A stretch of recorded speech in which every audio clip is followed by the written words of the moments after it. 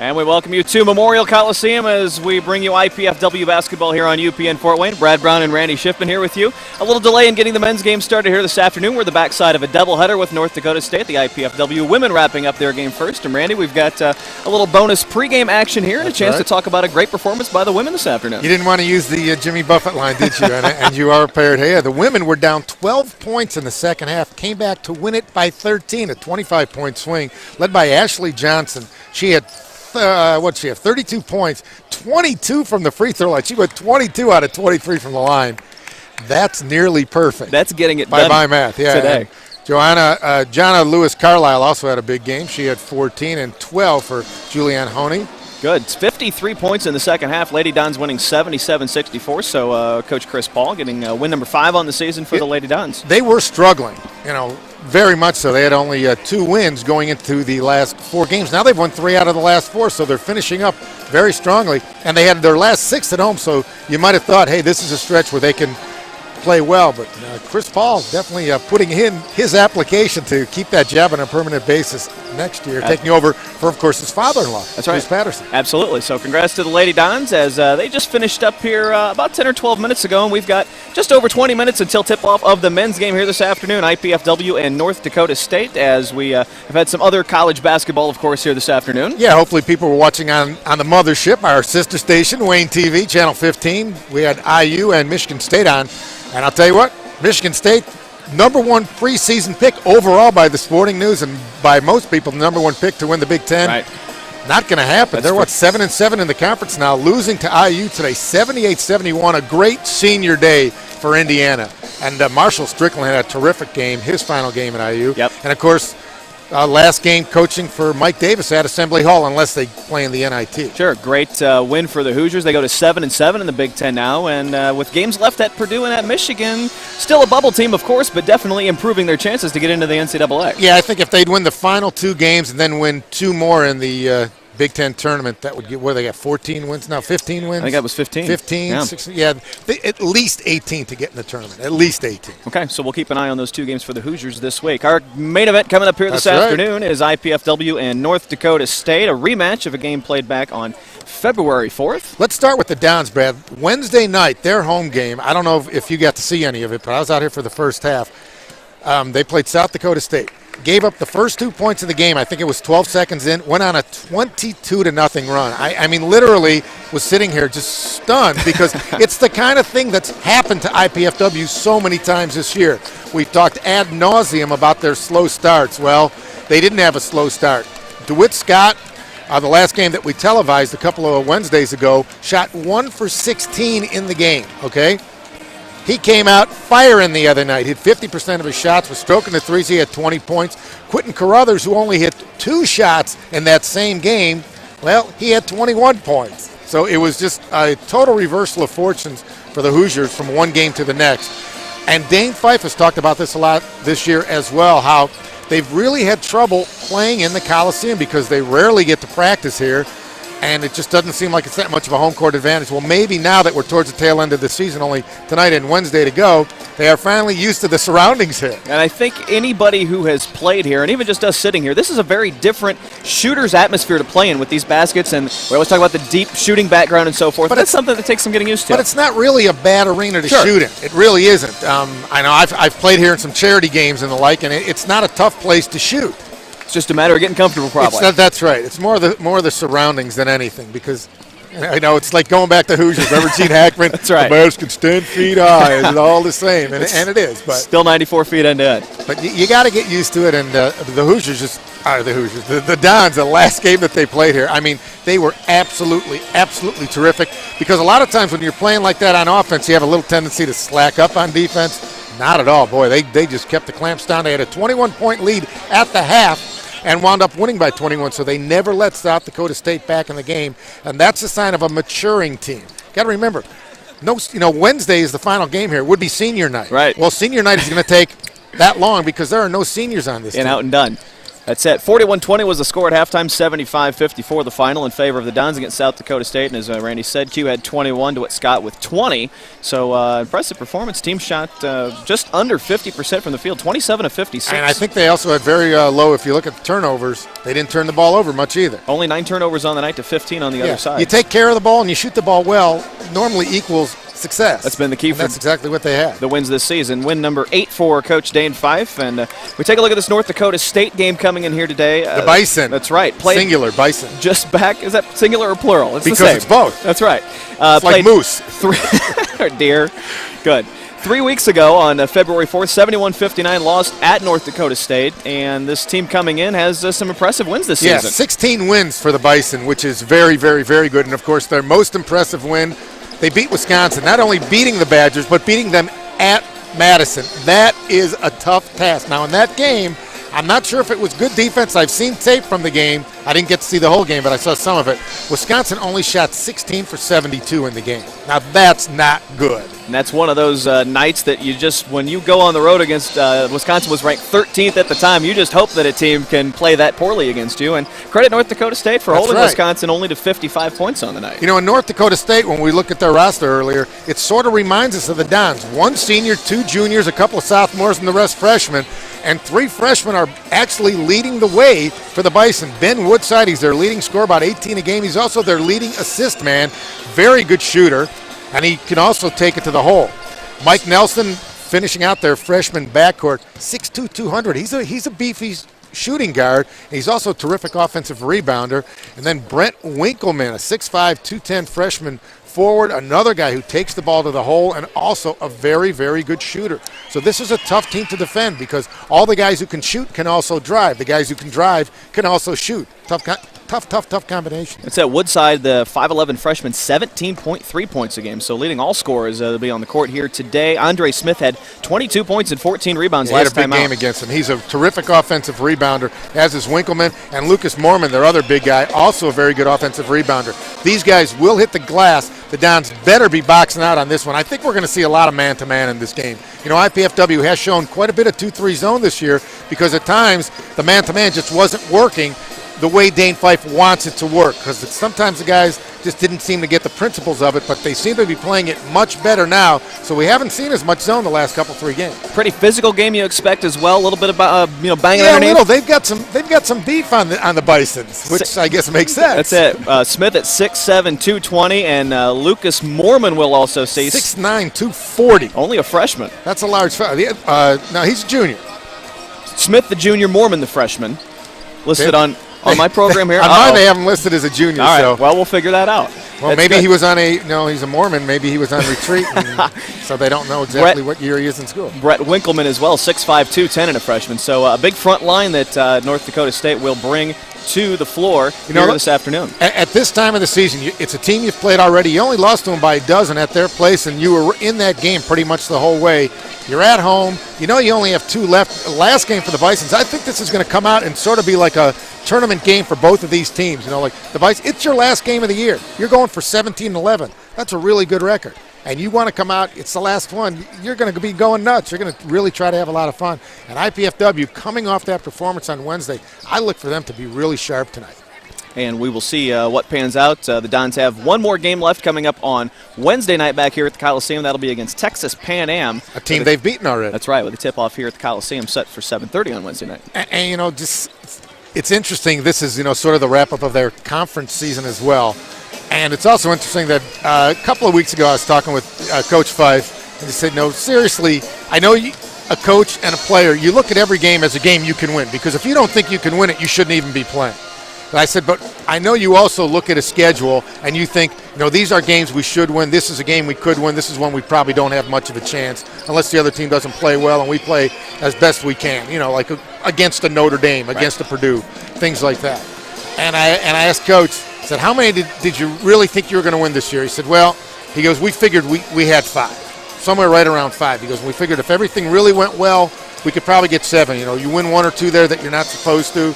And I said, did you ever think you had a shot at winning double digits? He goes, that was a pipe dream. Right. Well, if they win the final 2 games, that's double digits. Yeah. And this staff has done a tremendous job, I think, of keeping their kids playing hard all season long. You really can't ask for much more than that. And they've had to deal with anything that a typical college basketball team has. A couple of injuries. They've had to deal with fatigue. They had to deal with that month-long road trip. Yeah. And 8 out of 9, really, because they came home for one and then they hit the road again. Right. So. And getting potentially 10 wins out of this, going for number 9 today, would be credit to Coach Fife and what he has put together here. 9's the record at IPFW in Division I. So. Yeah. So, and a similar situation, we're looking at North Dakota State. This is their 3rd Division I season of basketball as well. They got their first big D1 win against Eastern Michigan earlier this season. And really, this is just, as you said, a conference game for IPFW. This, at the end of the season, is really going to kind of gauge what kind of progress they've made. And to make sure that they, you know, you want to go into the offseason feeling good about yourself. You don't want to go in going down. You want to go in going up, because that makes the offseason workouts better. You know, that little carrot was dangling there. And next season, the schedule is not so brutal, especially in the first half of the season. So, and you're going to have the whole team back. I mean, everybody's coming back on this team. So there are a lot of positives. Even though there are only 8 wins so far, there are a lot of positives for this team looking forward. Okay, all good points as we roll on in our pregame here. We've got just over 10 minutes to go until we get into the pregame tip-offs and so forth. So we're going to give ourselves a break coming up here in just a moment. And we want to tell you once again that the IPFW women won earlier this afternoon as they beat North Dakota State 77-64. And that is the reason we are moved back here with our men's start time this afternoon. So we're going to be tipping off right around 3:25 here, and we'll have live coverage of this one coming up for you right here on UPN Fort Wayne. And as we said, I'm watching DeWitt Scott warming up, and he's hitting the threes like he was the other night. Sometimes that scares me. I know as a player, sometimes I would think, you know, if I'm hitting them in practice, I'm wasting them all. I'm not going to hit them in the game. And you almost get happy when you start clanking a couple, not on purpose, just when they're missing by a little, because you almost don't want to be dialed in exactly until that game actually starts. You don't want to waste them all. Warm it up a little bit. That's right. But we see the Bison warming up there at the other end of the floor, and the Dons getting themselves set as well. These teams match very well, not only age-wise, but also size-wise. This really should be an interesting game. And there's DeWitt Scott right there, taking some of those shots out at the top of the key. The 6'6" sophomore has had himself a season where he's averaging 13.7 a game, leading the Dons in scoring this season. He's had some big games. Absolutely. And he's had some good games at home, and he's been very efficient playing at home, except for that one game when he shot 1 for 16. Otherwise, boy, he's had some nights where he scored 20 points on, 10 shots, 12 shots. Coming off of 20 points in that South Dakota State game on 7 of 14 shooting, 6 out of 9 from three-point range. So we'll see if he can do that again here this afternoon against North Dakota State here at the Coliseum. Let's take our first pregame timeout here as we continue on prior to this one between the Dons and the Bison. We'll be back to Memorial Coliseum with more after this. You're watching IPFW basketball on UPN Fort Wayne.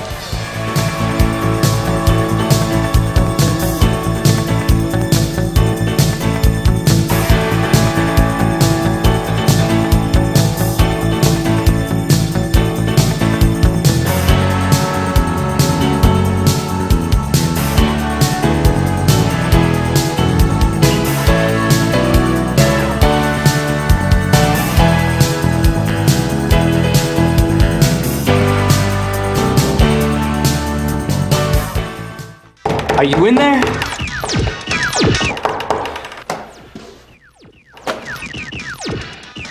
What's up? The show's at 7.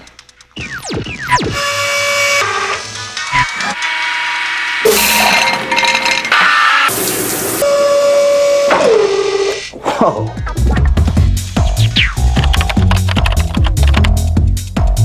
Indiana University, Purdue University, Fort Wayne. One university, two great names. Arnie's Army is back. The Mastodons are on the move with the best volleyball action in the Midwest. The Dons have a seasoned veteran lineup ready to do battle with the big guns in Division I volleyball. It's time to take the offensive, settle some scores. Catch all the action of the next big volleyball battle at the Gate Center. Go Dons!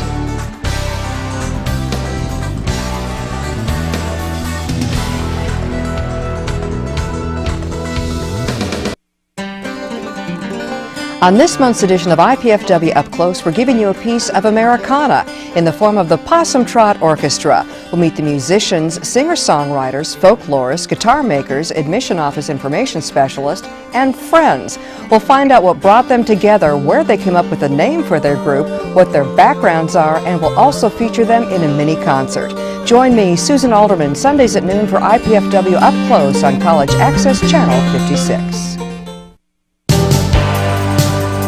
Back here at the Coliseum as our pregame rolls on, IPFW and North Dakota State getting set as the teams are Don's leaving the floor. Clearing the floor here to go back and hear from Coach Fife one more time before this one. Randy, as we take a look back at this the season Bison now, are still wandering, though. That's it.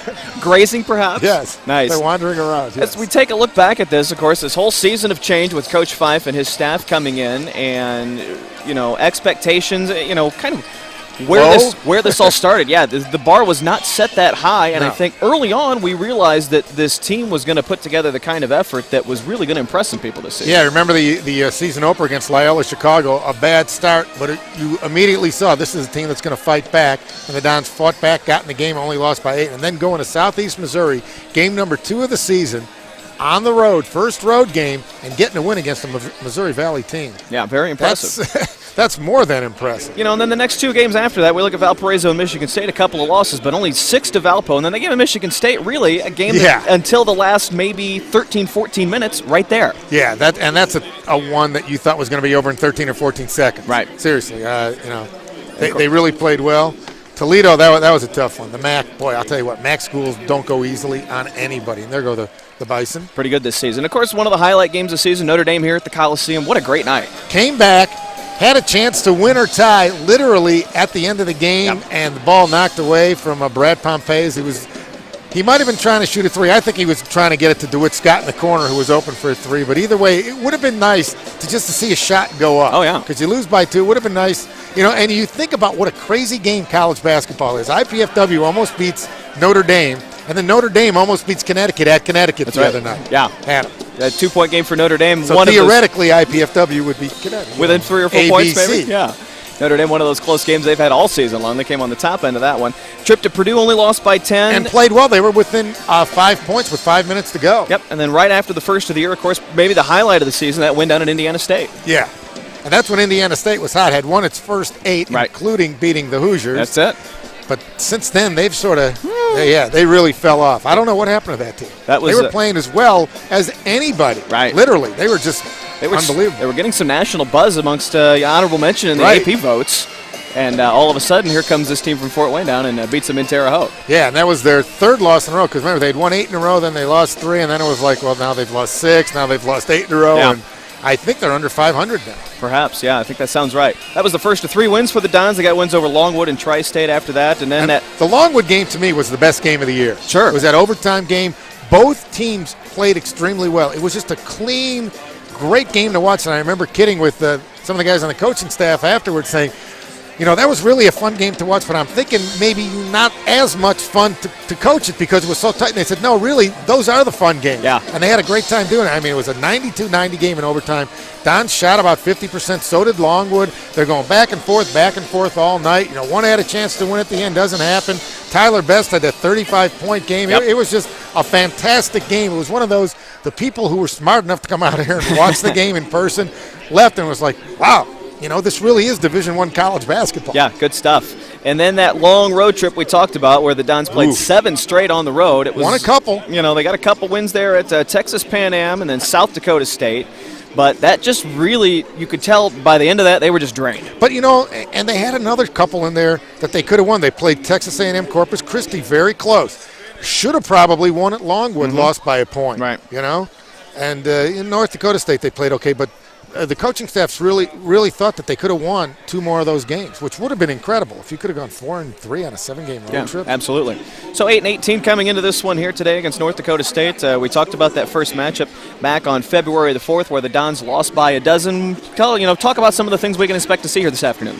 I think, again, this is both teams are very, very well matched, and I think you're going to see a lot of man-to-man. I think you're going to see some good scoring in this game. The Bison can put the ball in the bucket. Again, this is a team that's 16-11 and beat Wisconsin and Eastern Michigan. They've beaten some quality teams. They can score the basketball, as Clark Kellogg likes to say. It's going to be the other thing that he says, got to squeeze the orange. Whoever takes care of the ball is going to be key. And the Dons really have to come out quickly like they did the other night. I mean, when they came out and scored those 22 points straight, even before they did that, just the fact that they hit a couple 3 shots early, you could just see the entire attitude on the team change. Because it's almost like all the other games here, they've been holding their breath, just wondering when are we going to get that first basket. Well, they didn't have to wonder because they got it early. And one of the stats that we've taken a look at with North Dakota State, they have a negative turnover margin, turning over more than they force. Yeah. So you stay taking care of the basketball. Could be a key stat here today. And another thing is I was reading over the scouting report the last few days. Only one guy on their team has more assists than turnovers. That's not good. You know, you want to have more assists and turnovers as a team, and they're not even close. Yeah, the big guys inside have had trouble taking care of the ball at times this season. Even some of the guards have had trouble taking care of the board. Again, the ball, the Woodside, though, he's their leading scorer. He's also their leading assist guy. Very unusual, especially for a 5'11 freshman. Yeah, very talented freshman guard, and we'll see him in the starting lineup here this afternoon. For the Dons, again, you know, you're down to your final 2 games of the season here. A chance for some guys really to kind of prove that their seasons have kind of been a legitimate thing this year. And Brad, this is when you start earning time for next year as well. Guys like DJ Posley, who has played a lot lately. Kyle Savely, who played a lot early, hasn't been playing as much lately, wants to get more back into rotation. So guys like Jakari Johnson, we may see more of him down the stretch. Armando Demi, who's been seeing a little more time. And Big Z, Zelko Edgerich, he's been playing very well the last month or so, seeing a lot more time and taking a lot more advantage of the time that he's seeing. He had 9 rebounds one game, had 3 or 4 baskets the other night. So, you know, yeah, I know coaches say, you know, you got to practice before to play in the game, but when they stick you in the game, you do well, they remember that. That's right. And one of the, I guess, the byproducts of something like that is you develop depth now, and Coach has really developed a good 8 or 9 man rotation that he can go with. Plus the 2 guys who are redshirting, who are going to be coming in, and both are going to play a lot next year. In fact, guys who are starting now may not be starting next year when the red shirts are ready to go. Okay, so it'll be that interesting. That makes a big difference. Very interesting to see what kind of a list of 10 or 12 guys that Coach Fife will have at his disposal next season. The other one is, Tyler Best has been slowed the last 3 weeks with that bad ankle, bad foot, and I think he's getting pretty close to 100% now. I don't see as much tape on his ankle as I saw the last couple of times we were out here, and just in warm-ups, he seems to be moving around a lot more freely than he was. The last couple of games, you could tell he was just struggling coming up and down the court. Talked to him just a couple of weeks ago as we did an interview for the Dane Fife show here, and he was just really starting to get back from that ankle injury, and you could tell he was really struggling with it. That's right. And by the way, speaking of the Dane Fife show, our final Dane Fife show this Wednesday night right here on UPN Fort Wayne, 7 o'clock, earlier start time, because the ball game supposed to start about 7:30, but it's also a doubleheader night, so it might be close to 8 o'clock. So, this is going to be my last game of the season. It's going to be you and Pat Hoffman out here. We'll get to ramble like this on Wednesday night with Pat and I out here. So if you folks tune in on Wednesday, you can see the other pairing of us ramble on aimlessly about basketball before we get to a tip-off here at the Coliseum. So we will have the Dons and Texas Pan Am, and we'll do that on Wednesday night here at Memorial Coliseum. And again, 2 more wins. If they can win today, and they can win on Wednesday. Of course, you got to win today's first. 10 wins would truly be an accomplishment. We're looking at some of the coaching staff on your screen left. That's Tony Jasic, one of the assistant coaches. In the middle, Dan Beret, who's a graduate assistant. And on the right, associate head coach Jeff Tungate, who joins us afterwards for the post-game interviews. By the way, I got to credit Dan Beret. That guy has done more work for us for the Dan Fife show. He does all the videotaping, gets us tapes for the upcoming opponents. Yep. Gets us the tapes from the games that they played on the road. And I was talking to him for a while before the game, and I have told him this many times during the season. It's like, boy, it would have been almost impossible to do that show without his help. It was great. It's gone well. well. The whole staff, very helpful. Absolutely, and thanks, of course, to Coach Fife for joining you each week. And we've had the players on. These players, one of the things we've noticed this season, a well-spoken bunch of guys this season. And one of the funniest things, when you talked to DeWitt Scott a couple of weeks ago, and you asked him, what'd you learn about your teammates on that 7-game road trip? And you thinking, well, so-and-so. He goes, man, basically said they were a bunch of slobs. Right. He goes, these guys just don't ever pick up their roofs. He goes, I have no idea why these guys, there's stuff laying all over the place. Bunch of 21-year-old college guys. It was great. It was great. It was just one of the funniest things that I'd ever heard. That's good. Well, we've had a great time covering the Dons all season long between the Fife show and right here with our UPN telecast from the Coliseum, and we're getting set for one of our last 2, our penultimate game, as you would say here. Yes, I love saying that word penultimate. I used season. it the other day. That's right. You got it. I know. We've been hanging around with you way too much this month. That's good. Is that possible to hang out too much with me? Well, Yeah, it is. You're right. You know what? Good crowd on hand here this afternoon, too. Well, the IU game wrapped up already. and now you got this one going on. You know, they're looking for permanent days where they can get a schedule and get days on a certain game. I think they should be playing on Thursdays because the Big Ten usually plays Tuesday, Wednesday. I'd love to see them play like Thursday, Saturday, Thursday, Sunday. Sure. I think would be good. Yeah, we get to the tail end of football season here and get that out of your system, and these Sunday afternoons work pretty well for the folks to come out here to the Coliseum and check out some Division I basketball. I bet you we got about 3,500 out here today. This is one of the best crowds of the year. And a lot of the people came early to watch the women's game as well, which is very nice to see. Yeah, good. So they saw a win from the women already, and hopefully we'll see a win from the men coming up. We're going to take another time out here from the Coliseum. Starting lineups in the opening tip when we come back after this break. You're watching IPFW basketball on UPN Fort Wayne.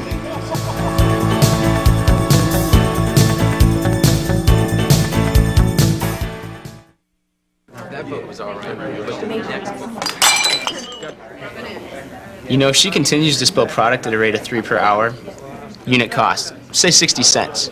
Factor in breakage, downtime, lost sales. You're looking at $2,400 a month.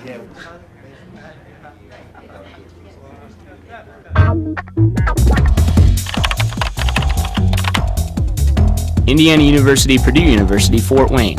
One university, two great names.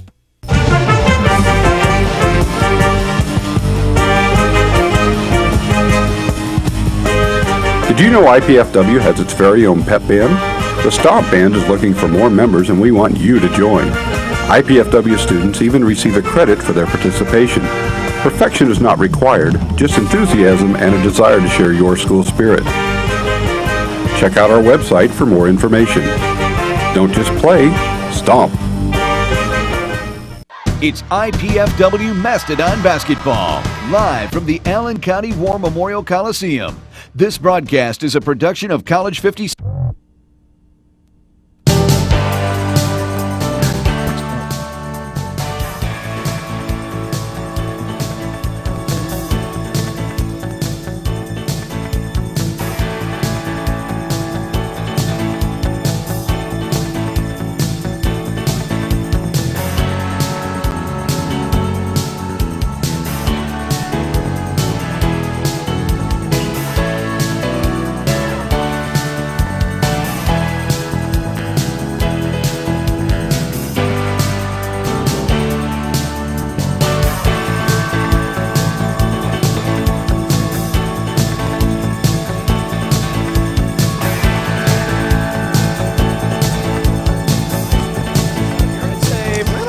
About 60 kids here. They get things started. Fantastic. That was terrific. No Simon Cowell. No. Not going to throw them out the door. That's good.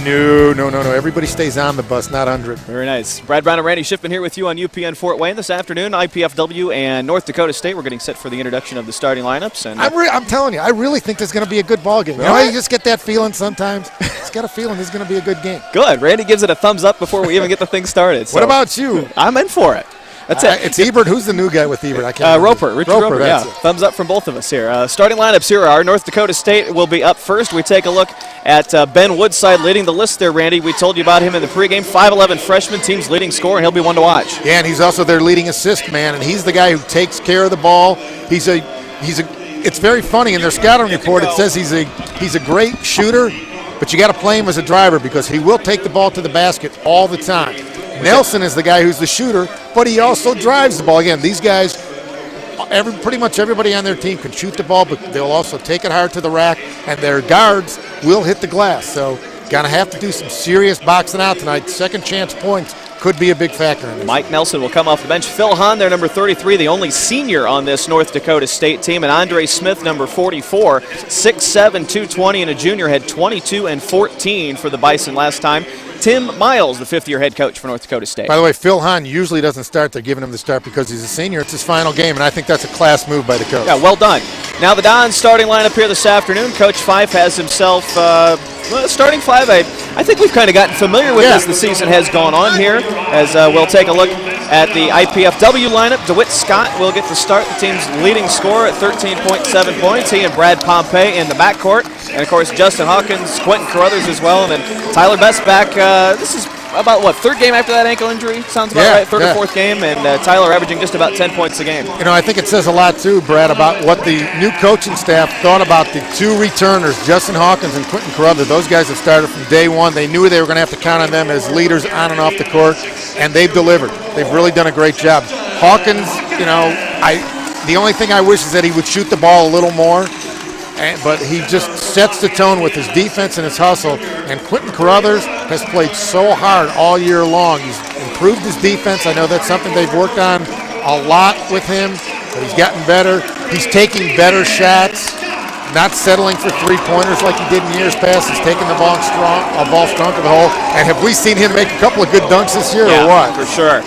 We saw Coach Fife there. I'm sure he was keeping a little bit of an eye on the IU-Michigan State game before his contest this afternoon. You think so? I don't know. He may not even know. At least a glance. Yeah. At least a glance, perhaps. But I didn't even think about that. We probably could have spent about an hour talking about who's going to be the next head coach down there. But. Yeah. Maybe we'll do that on Wednesday night with you right here. We'll give you a call. Okay. You can phone it in. We'll do a three-way on that, at the U and Pat. We could take three different sides of a story. Sure. We can do that, can't we? You think? TV. Perhaps. So we're set to go here. We thank you for hanging around with us for our extended pregame coverage this afternoon. Again, the IPFW women winners earlier today over North Dakota State. And big winners by 13. Yeah, 77-64 the final in that one. Ashley Johnson leading the way with 32. And we're set to go with the men's contest now. Lamont Simpson, James Breeding, and Chris Beaver are officials here this afternoon. Dons in the home whites tip it off to the Bison, and those are some bright gold uniforms. Yeah. It's funny. The other night, South Dakota State, their uniforms looked exactly like Homestead High School. I mean, exactly. Gold and blue? Same everything. That's pretty good. It's like they borrowed it. Well, they were close. Maybe they could. First shot up and missed by Smith, and here come the Dons for the first time. And if you notice, they had very good block out there, the Dons. Ooh, block underneath on the drive by Carruthers. Moorman coming up with one. Here come the Bison back the other way. Dons go with that man-to-man defense, as Randy said. Driving a kick out. And immediately you see Woodside taking the ball to the basket. They said you have to play him as a driver.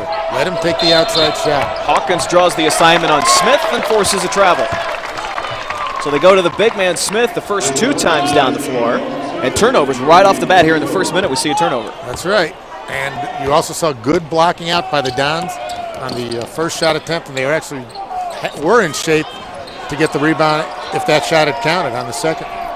I like, too, that Quentin Carruthers took the ball right to the hole the first time he had it. 15 turnovers a game for North Dakota State this season. I might have to ask Tim Miles to sit down. 3 at the top. Best hits it, and the Dons are on the board. See him backpedaling there, Brad. See how he's moving a little better. Last couple of games, he was going back. You could just see a little wince of pain in his face every time he would take that step. And you've got to go so much backwards when you're playing basketball. Heck, you're moving backwards probably just as much as you're going forward in this game. A little more limber from the big man to start things off here this afternoon. They go to Smith a third time. One-on-one with Hawkins. Backs him in, up and under. Airballs it. Got the rebound, though. Best of block. Rips it away. Well, I'm almost surprised they didn't call that a travel when it didn't hit anything, and he grabbed it again. In the corner, Scott flips it out, and Smith ends up with it. DeWitt got lost down deep, and the Dons turn it back the other way. Just about 2 minutes gone in this one. Tyler Best with the only 3 points on the board.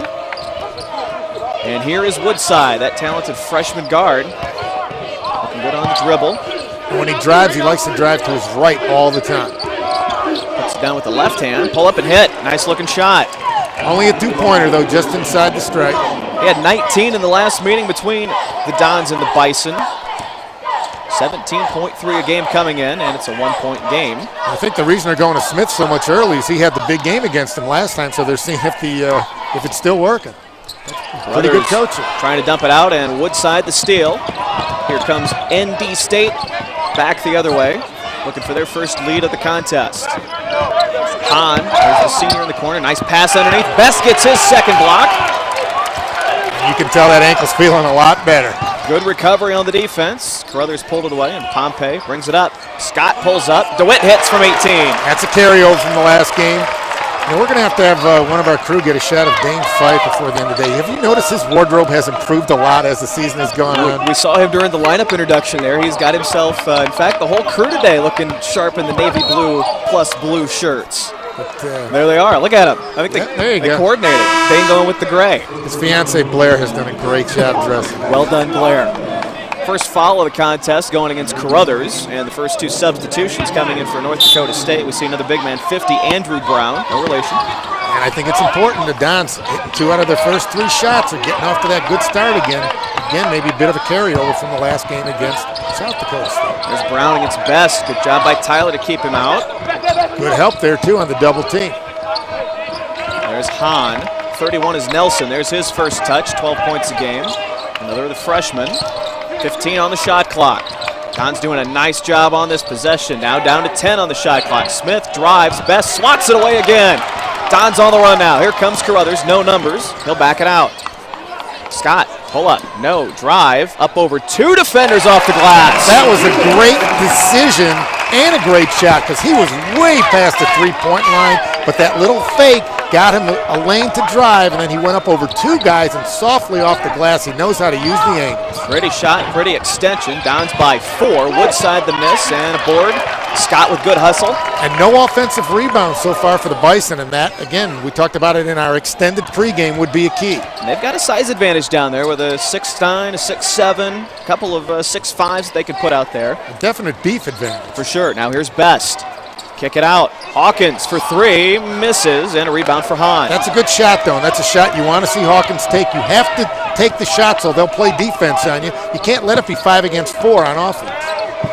Good look for Justin. That's a shot that he can hit, and will eventually. Smith.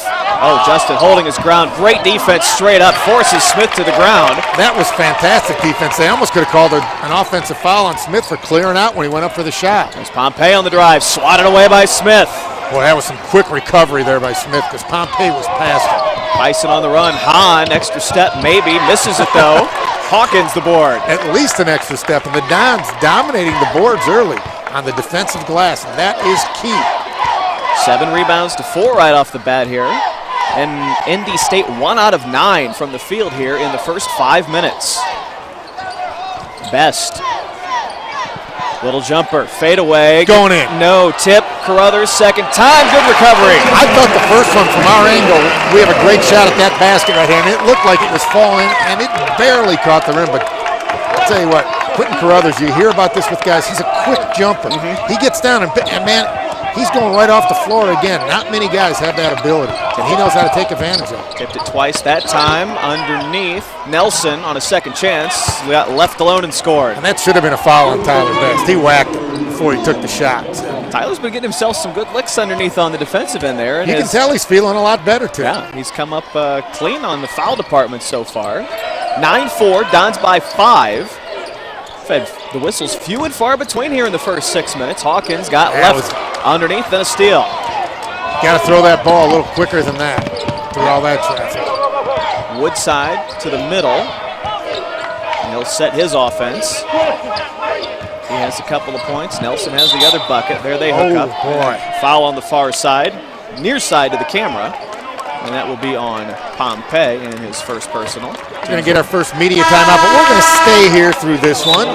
We haven't talked nearly enough in the first 40 minutes of our broadcast here today, so we're going to talk some more. We both have voices, so we might as well use them.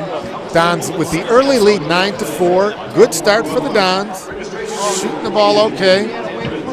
And they're leading, they're shooting 50% right now. So 13:53 to go on the first half clock. 9-4 the advantage. We see Coach Fife in the huddle right there. And, really got to be pretty pleased with what he's seen out of these first 6 minutes and change. Yeah, Dons, the only bad thing, they've turned it over 3 times. Only 1 turnover right now for the Bison. But the Dons playing well, running the offense, playing great on defense, and really doing a great job on the defensive glass. They've only given up 1 offensive rebound against a team that is known for its offensive rebounding. So that means guys are playing defense, they're sticking with their men, they're doing their assignments, and that makes the coaches happy. And IPFW just the 1 substitution at this point. DJ Posley, I believe, came in there at the break for Pompey. There have only been 2 fouls in the game, both on the Dons. Yeah, that's amazing.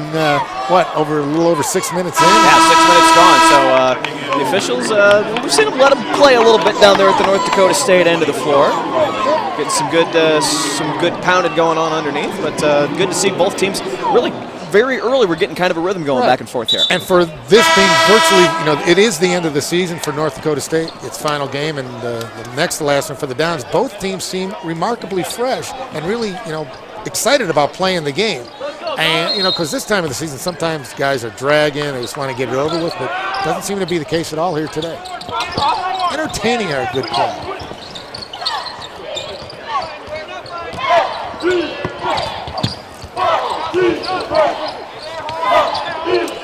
Bison now, after the timeout, in the corner, work it around. Jumper in the corner, missed there by Mormon. Rebound. Boy. Another man down. Cleared him out with his right arm, but got away with it. They were both jockeying there. Coach Miles letting the official know about it right in front of us. Miss on the 3 attempt by Carruthers. And now back at the other end. 3 up and good for Nelson. Boy, he's got a nice stroke, doesn't he? Mike Nelson, 12 points a game. He is the second leading three-point shooter on this team. North Dakota State team has hit a lot of threes this season. They shoot it well. Almost 40% from three-point range. Yeah. And that's, you know, basically that's shooting 60% from 2-point strike. So 9-7 now. Best takes it in on Mormon and called for an extra step over there. No, they're going to call the foul on the floor. They did. Since he had already picked it up and wasn't dribbling anymore, I don't understand why that basket doesn't count. So Lucas Mormon, the first foul on North Dakota State. They're more generous about that in the college game now than they used to be. It's a continuation. And we see Posley, misses his first shot. Offensive rebound, though, and another chance.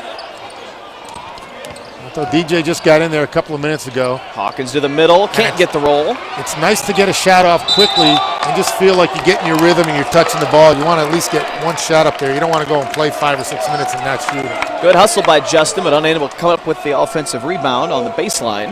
They're hitting the boards hard right now. That was the Dons. Carruthers with 5 rebounds already here in the first 7 minutes and a half. Good number on the board. North Dakota State, chance to tie or take the lead. IPFW has led from the start in this one. Woodside with the basketball.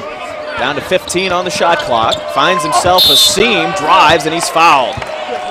Quick first step. Boy, I'll tell you what, that was a little touchy foul. And there's a guy who they say will drive to his right every time. Well, you know what? He drove that one to his left.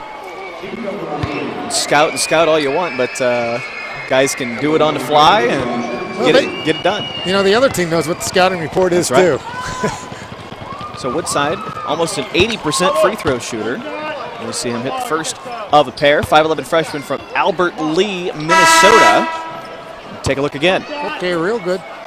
Boy, wide open. Got himself all He the way got down. whacked in the face there. Foul is called on DeWitt Scott. And a 2-for-2 trip to the line ties us up at 9 apiece. I think they called it on Scott because Scott got him first. Yeah.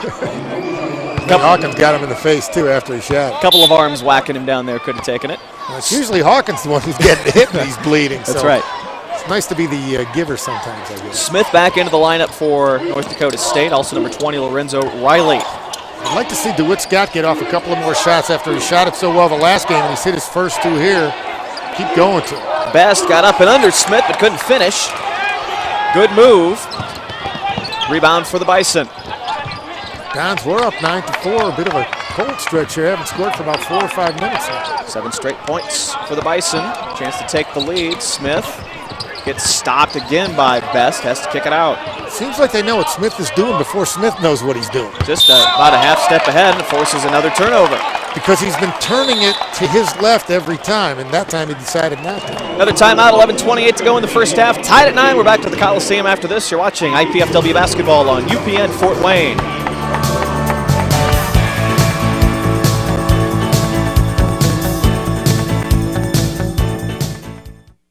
Do you have everything you need? Paper, pencils?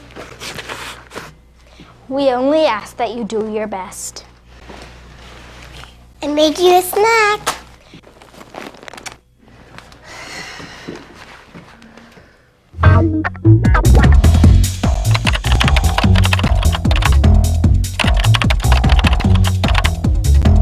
Indiana University, Purdue University, Fort Wayne. One university, 2 great names. Arnie's Army is back. The Mastodons are on the move with the best volleyball action in the Midwest. The Dons have a seasoned veteran lineup ready to do battle with the big guns in Division I volleyball. It's time to take the offensive, settle some scores, catch all the action of the next big volleyball battle at the Gate Center. Go Dons!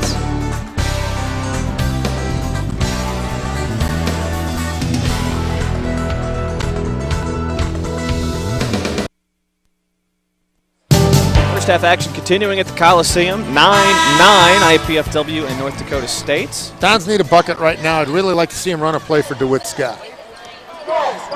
DeWitt has himself a couple of field goals here already. DJ Posley called for a 5-second violation. Defense by Hahn. Very good defense. And for a second, I thought they were going to call Hahn with the hand check. Coach Fife thought that he penetrated enough, where the hash mark is, that it wouldn't have been the 5-second. So turnover number 4 for the Dons. Posley's still going to make some freshman mistakes. Got to live with those. Still have seen some good minutes out of him throughout the entire season. Last game we televised, he had a career high. I think it was 14 or 16 points. 3 at the top by Nelson, miss. Offensive board up and good for Winkleman. Said that early in our long pregame that he's a guy who's going to go to the glass a lot. Justin Hawkins had that one and dropped it. There was nobody else underneath to help him with the rebound, and he could have picked it up. Winkleman 12 points and 7 boards a game, got one there. Bison have their first lead of the contest at 11-9. Dons have gone about 6 minutes and change without scoring here. Carruthers shot, short, rebound underneath, tipped out to Q again. DJ Posley kept that one alive. Great play. Little man got underneath and kept it going. Now he takes a 3 in the corner and misses. And a rebound over there for Hahn. It's funny you call him little, he's 6'3".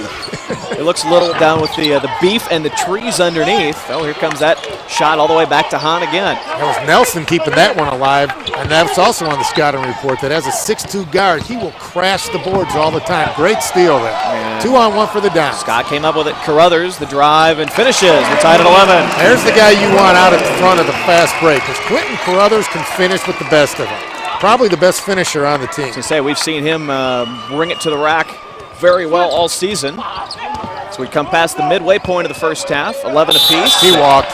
Turnover in the post. Winkleman. Yeah, Coach, he just had no comment right there.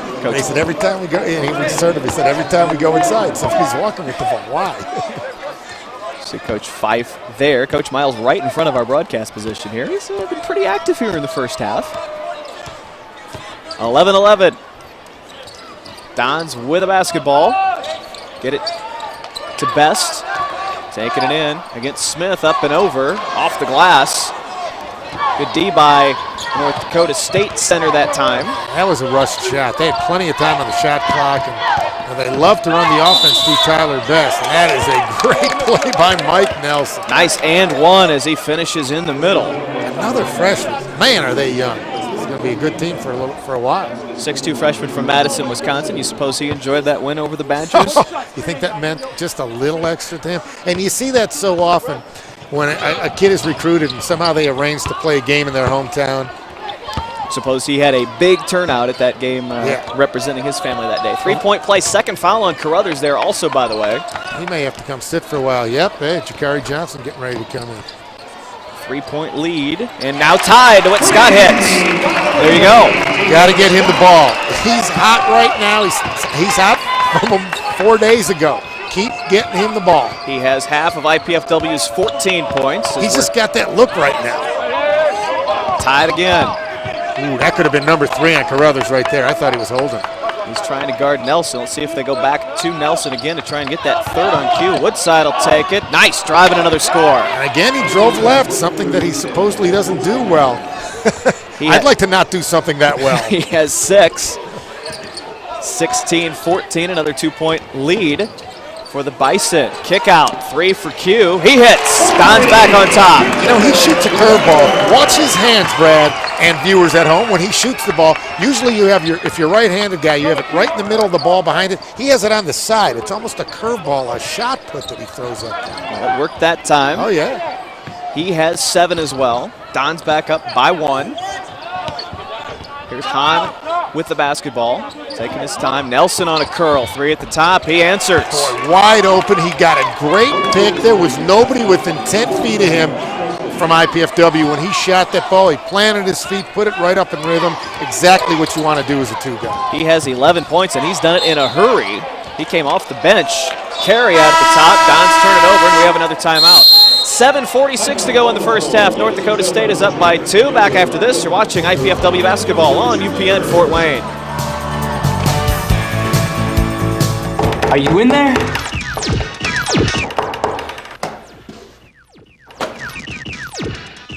What's up? The show's at 7.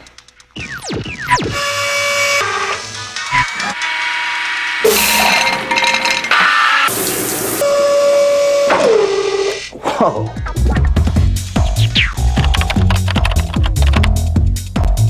Indiana University, Purdue University, Fort Wayne. One university, two great names.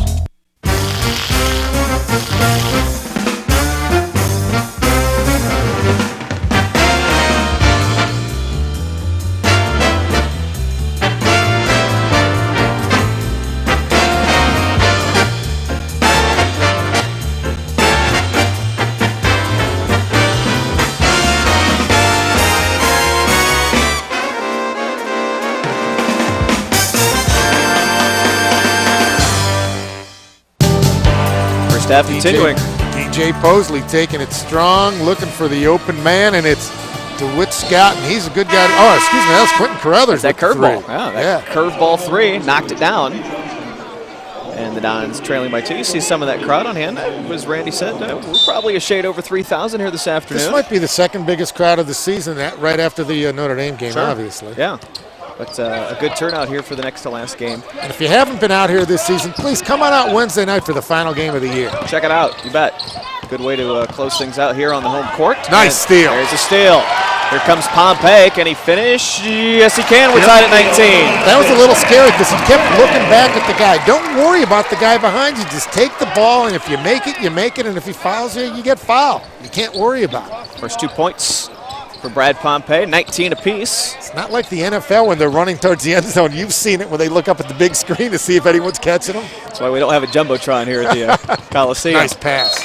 Nelson on the drive, loses it, out of bounds. Kicked it off his leg. That was a terrific pass by Smith there. In close quarters, the little bounce pass, but Nelson couldn't quite hold it, and he knocked it off his own leg.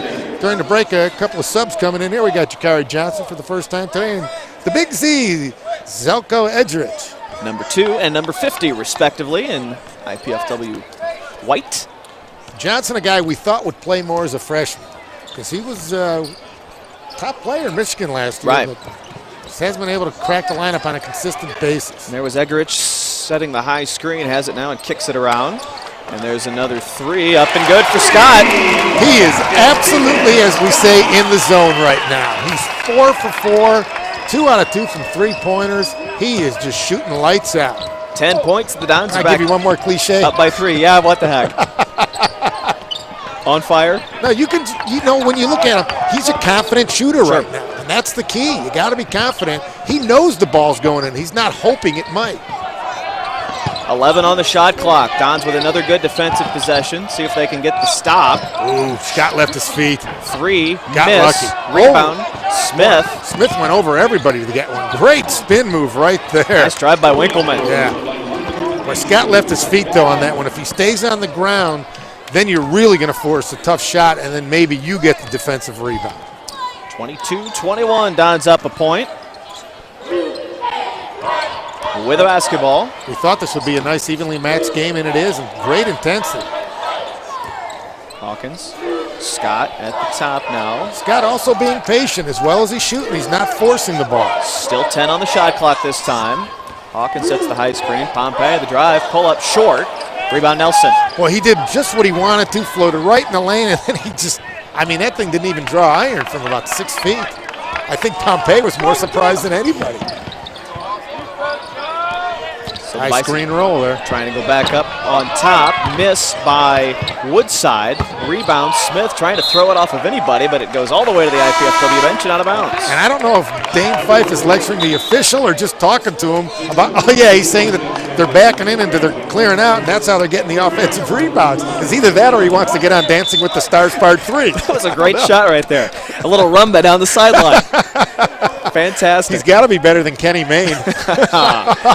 Wow. And I've never even watched it, but I saw a story. You only heard? Well, I watched it. And he is better. Way to go, Coach. See if we can get he and Blair hooked up on the dance floor at the end of the season here. 5 minutes to go in the first half. A little bump out at the top. Amazingly, 15 minutes into the game, only the second foul on the Bison. That was the Bison bump there. Right there. Personal called on Number Mormon. 40, I think it was. Yep. In fact, he's got both of those North Dakota State fouls, and he'll sit. Just 4 team fouls on the Dons. So, as we said, for as long as that pregame was, we've blazed through this first half. Unfortunately for IPFW, 2 of those fouls on Quentin Corrales. A little trouble out at the top for Pompey. Best in the post now against Smith. Oh, backs him in, goes again and kicks it out.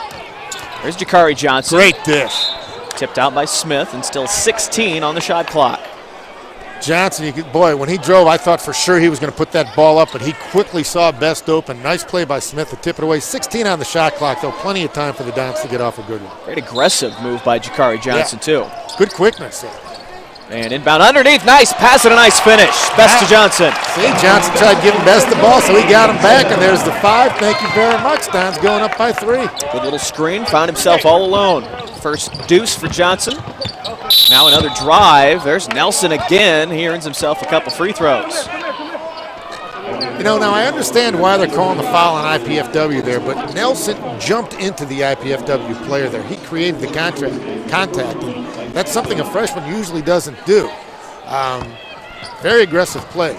I mean, how can you avoid fouling him when he jumps into you like that is IPFW's argument. That's it, and he get himself a couple of freebies, hits the first one.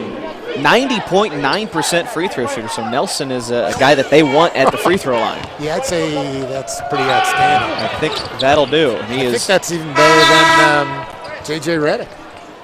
Got himself pretty close to a number like that. So Nelson has 13 points to lead all scorers, and we're back to a 1-point margin. He's at a season average already. That's it. Yeah, he's done himself very well here. And again, he did not start this afternoon. Came off the bench after the first couple of minutes. Well, they let the seniors start. Nice move by Coach Tim Miles. Yep, and Hahn is still out there. He's gotten some good minutes. There's Zelko hitting one for the free throw line. He's really playing like a guy who's tall and should be a basketball player lately. Yeah, 6'9" sophomore from Croatia. Getting on the board. Don's back up 3. Come upon the 4-minute mark. Smith with the basketball. Pompey, the tip and the steal. Here comes Johnson. 1-on-2. Dish to Scott and the finish. And here comes a 30-second timeout by Miles. The Dons playing terrific defense. That's twice they've done that. Forced a turnover and turned it into 2 quick points. Cheap points can often be the difference at the end of the ball game, Brad. You know, you get 2 or 3 breakaways, and that's going to be the difference. 3:54 to go, so Coach Fife talking to his guys up 5 now. Aside from that early 9-2 start, this is the Dons' biggest lead. Yeah, they had that 9-2 start, and then they fell asleep offensively for a little while. Now they picked it right back up. The Dons playing super on both ends. Jakari Johnson coming in, almost had an assist on a ball tipped away. He made the right pass, but then he got a bucket, and this time, after the steal, comes up with a beautiful assist there. Look at him just head down, racing, knows right where he's going. Out of his left eye, he'd already seen DeWitt Scott fill in the lane. Both defenders go to Johnson, and that's what you do. You lay the ball off. Don't try to be a hero. Give it to the wide open guy, especially when it's DeWitt Scott, who's now 5 out of 5. Yep, textbook fast break right there with a little 2-on-1, and the Dons have themselves a 5-point advantage. Hey, you know, for once I had a feeling we were going to have a good game, and we are. And another drive and a finish. That was a fantastic shot. Woodside got it up there. Now Brown I don't think he tip tipped on it. I think he let that ball fall. I don't think it was tipped. And they do give Woodside the basket. Yeah, I don't think he touched it. That was a great shot. Look at Pompey split the defense. Good screen out at the top by Zelko. Underneath, Johnson. Johnson had another one.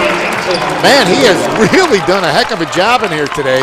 He's doing a lot. He's not just playing, he's contributing. There's a difference. Yeah, good spark off the bench for Johnson here. He's got 4 points. And the Dons and an assist. Put it back up by 5. He's also picked up a couple of loose balls. Down to the baseline. Lucky he wasn't called for a foul there. That's Winkleman. Back out to Hahn. Bison keeping 3 guards out there a good portion of the afternoon, of course. Nelson. There's another steal. DeWitt Scott. And here comes DeWitt. He's got Johnson and Pompey. Goes to Jakari. Can't finish. A little too much on that one. Ball out of bounds. To the Dons. The IPFW basketball. But we'll take a timeout first. 2:43 to go in the first half. IPFW has a 5-point advantage. We'll be back to the Coliseum with the remainder of the first half after this. You're watching IPFW basketball on UPN Fort Wayne. to the 40, to the 50, to the 40 of Dedham. He's going down the sideline, and it's a... If legislation being considered now in the U.S. Congress passes, you won't see your local team or your government or local events and news on this TV channel. Telecom giants want to end the funding source for this and other local channels. And with such action, end your rights to watch or produce local programming. Don't let local access become won't see TV.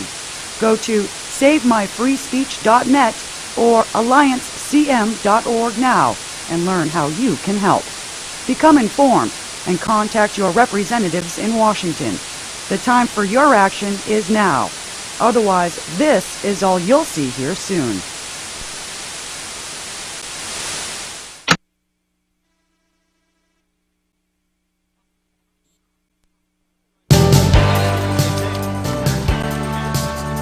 Look at Brad Pompey, split the defense, the dish doesn't get in there, but Jakari Johnson forcing it, picking it up, laying it in. Boy, Jakari Johnson doing a terrific job off the bench in the few minutes that he's been in. He's 2 out of 3, and he missed one of the ones he missed was a layup. He's got an assist. He's got some great hustle plays. He's been a spark.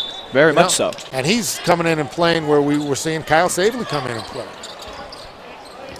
So we're down into 3 minutes. Dons by 5. 3 more for Scott. Oh, is he feeling it? Oh, my.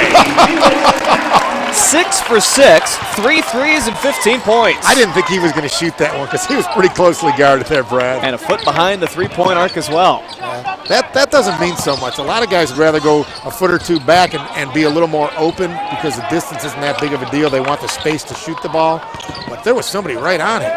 Just enough space, though, to get that 8-point advantage, biggest for the Dons, but they answer at the other end with Winkleman. Boy, they're freshmen who play a lot. The 3 of them, Woodside, Winkleman, and Nelson, are just terrific players. Very solid lineup that Coach Miles has put together here. 16 wins this season. 3 for Johnson, can't get it. Look at Pompey sneak in there. Well done on the offensive board. Take their time now, got a new shot clock. Best thought about putting 3 right back up, but thought better of it. Up 6 with 1:35 to go. You can tell Pompey thinks he can beat his man off the dribble every time. Trying to get the ball to Scott again. And there goes Pompey right by him. Pull up off the glass and got the roll. That one didn't leave it short like you did the first one. Smart move to use the backboard from there too. Always easier to shoot it off the glass. Pompey with his second field goal. Dons back up by 8 as we come upon the final 70 seconds of this first half.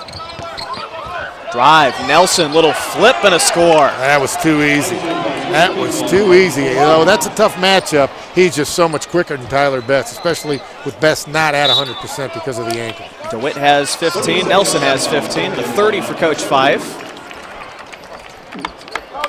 Dons up by 6, basically a minute to go in the first half. Again, this is one you and I have talked about this a few times this year. I would love to see the Dons take a quick shot now within the next 12 seconds, and then they would get 2 possessions to the 1. But I can almost guarantee you that they won't do it. See what Coach Fife is setting up over there, talking to his guys in the huddle. 57.8 and 28 on the shot clock. So, yeah, you want to try and get it for sure before 40 or 41. We'll see some of the cheerleaders here. I think we've got a group here from Kokomo this afternoon that are going to be performing. Wow, look at all the... Maybe they'll be singing a Beach Boys song. all the girls from this cheerleading group, about 100 of them that were sitting up there in section 201. Maybe that's why the crowd's so big, because you got the kids and their parents and everything. That's nothing wrong with that. Genius way to sell tickets here this afternoon. See what I mean? They're not going to get off the quick shot. Well, maybe on the drive. Nope, it's kick out and a kick around. 3 blocked in the corner. Johnson trying to run it down. Pompey there as well. Jakari on the floor, now a tie-up. And I think the Dons get the ball, which means they will basically get the last shot of that. Jakari Johnson was wide open, Brad. He took that shot about as slowly as a sundial moves. He was so open that he was almost measuring the shot instead of just shooting the ball. And they're not going to reset the clock because there was no change of possession. So the Dons only have 9 to get it. Though that's plenty of time. Might want to get it to DeWitt Scott here. 5 to shoot. Pompey on the drive. Tyler Best, Great 1 fake. to shoot. And on the buzzer, didn't catch the rim. Yeah. Yep.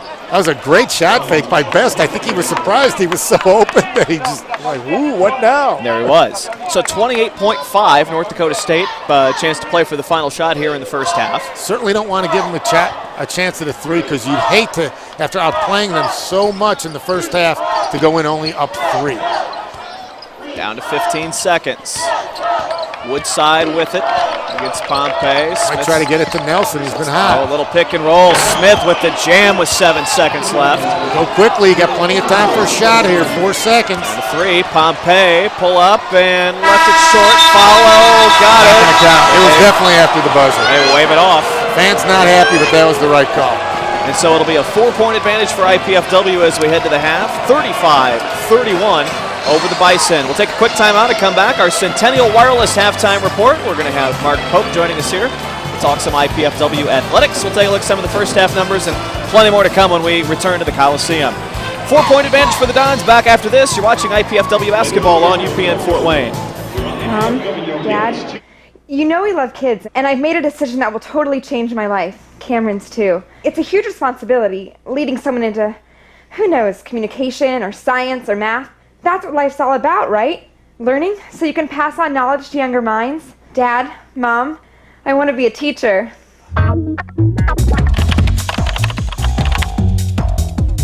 Indiana University, Purdue University, Fort Wayne. One university, 2 great names.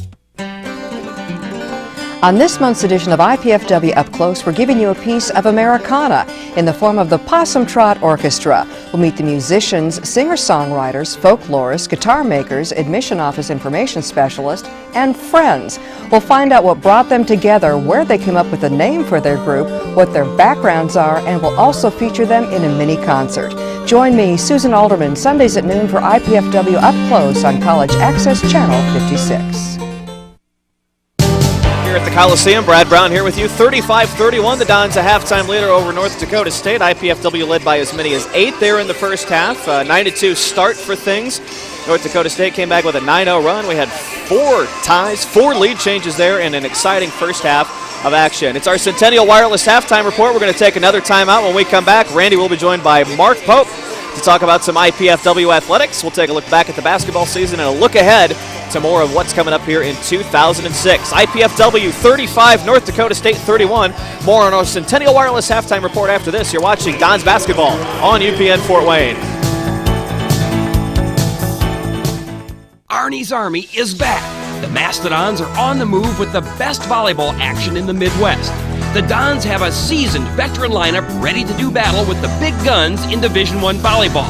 It's time to take the offensive, settle some scores, catch all the action of the next big volleyball battle at the Gate Center. Go Dons!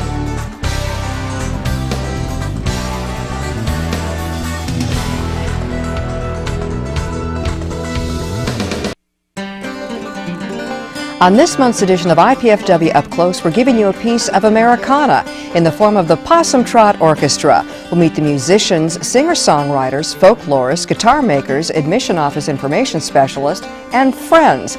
We'll find out what brought them together, where they came up with a name for their group, what their backgrounds are, and we'll also feature them in a mini-concert. Join me, Susan Alderman, Sundays at noon for IPFW Up Close on College Access Channel 56. Pizza! I must eat. Wait, what is this? Capsicum annum? Agaricus bisporus?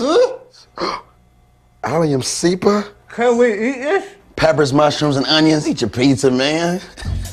Funny. Indiana University, Purdue University, Fort Wayne. One university, 2 great names.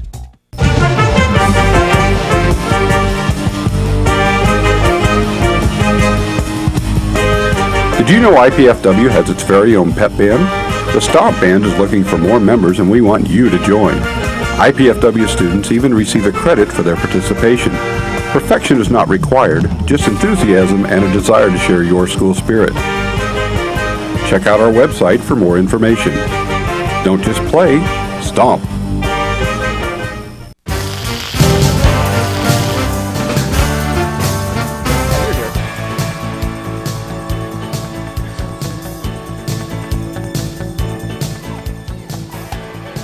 Back here at Memorial Coliseum, Brad Brown here with you on our Centennial Wireless Halftime Report with IPFW leading by 4. Randy Shipman joined by Mark Pope now to talk some Dons athletics. Randy. All right, thanks a lot, Brad. You know, Mark, a lot of people thought going into the season that you were either nuts or crazy or both for hiring a 25-year-old guy who never had head coaching experience. I guess you don't look so nuts and stupid now, huh? Oh, no, I'm still nuts and crazy. That hasn't changed anything, but, Dane has brought to us a whole level of excitement and energy, really what we expected. Dane pursued this job with a passion. He was serious about coming to Fort Wayne and building a program at IPFW, and that's what convinced me that this was the right guy, because there are going to be all kinds of valleys and difficult times and difficulties and struggles. And if you weren't committed to building a program here, you would have thrown in the towel, and Dane has not even come close to doing that. And I know, talking to you many times before you made the hire, you said there were some high-profile guys who inquired about the job, but you didn't think, like you just said about Dane, that they were committed to IPFW, right? Yeah, every question or every interview that I had, I started off with the same first question: why do you want to be the head coach at IPFW? And I would get these answers about, well, I've always dreamed about being a head coach, and basketball was my passion in my life, and I wasn't hearing what I needed to hear. And Dane's resume and his material focused solely on that. And so that first question, he said, well, didn't you read my stuff? And I said, yeah, I did. I just want to hear it again. So, and he knew something about Fort Wayne because he had been up here quite a few times after his playing career, and I think he actually had a feel for the town when he got here, don't you? Oh, absolutely. He'd been here for the Matt Anthony several times, and his fiancée is from just down the road in Kokomo. His parents are up in Michigan, so from Kokomo to Michigan, there's something in the way right there. So, yeah, Dane knew Fort Wayne. But I'd still, anytime you hire a coach and a high-profile coach like this, there had to be a little trepidation at first. Were there some nights that you were thinking to yourself, boy, did I do the right thing? Well, I rely on my wife, Julie, for the guiding light in that situation. And the first game, if you'll recall, we were playing Loyola. We didn't start off real quick. In fact, even the Huntington game, we didn't start off real quick. And Julie looked at me and says, you're an idiot. Now, toward the end of the game, we got back into it with Loyola, who's proven out to be a very good team in the Horizon League, and they were battling and fighting. The fans were on their feet, and Julie says, "Okay, now you're a genius." So I use that as my bellwether. I know something else you love talking about, you're very passionate about, is how your whole department, how your kids have done so well academically this year. One of the best in the country in Division I, correct? Well, it's funny, and I won't bore you with this because you've heard it before. I probably won't bore the TV audience with it because they've all heard it before. But to have 3.0 GPAs back-to-back in the 04-05 and the 03-04 academic years puts us in the streak of a few Ivy League teams, and that's about it. And then to get to 3.08 this fall, 27 4.0s. Randy, that's remarkable, and it's just a tribute to the hard work of the coaches, our academic advisors, and of course the kids. And people forget that is your main job, is educating students. I mean, this is the secondary part in reality. Well, that's right, and it's important that our academic standards stay high, because if we can give these kids a little Division I experience, we can get them out of here on time, and the NCAA is going to help us do that with progress toward degree. And they've got good GPAs. Then I think we've turned over to Fort Wayne a pretty darn good workforce that has some decent experience, life experiences, and hopefully we'll build up the economic future of our city because of these kinds of kids. In our last 15 seconds, always have to ask it, what's the conference update? I know you love answering it. Progress. Good, solid progress. We'll be attending both the Horizon and the Mid-Con tournaments and continue to push our case. Lots of good conversations. I'm very, very optimistic. All right, Mark, thanks as usual for your time. And we'll be back with more of the Centennial Wireless Halftime Report right after this. Don't go away.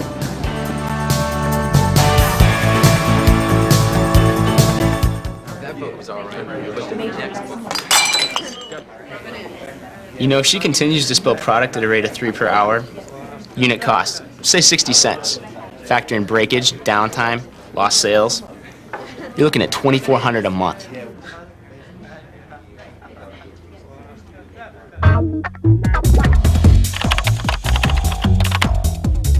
Indiana University, Purdue University, Fort Wayne. One university, two great names. Oh, yes, to the 40, to the 50, to the 40 of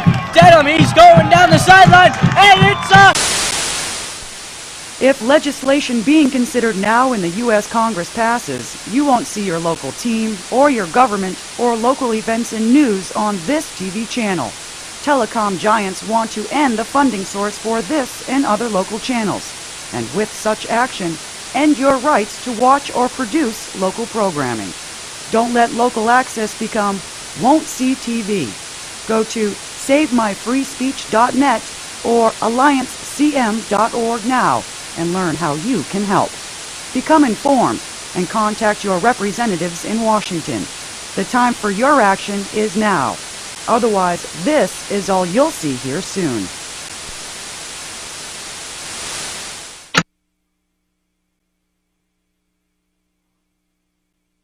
Arnie's Army is back. The Mastodons are on the move with the best volleyball action in the Midwest. The Dons have a seasoned veteran lineup ready to do battle with the big guns in Division I volleyball. It's time to take the offensive, settle some scores, catch all the action of the next big volleyball battle at the Gate Center. Go Dons!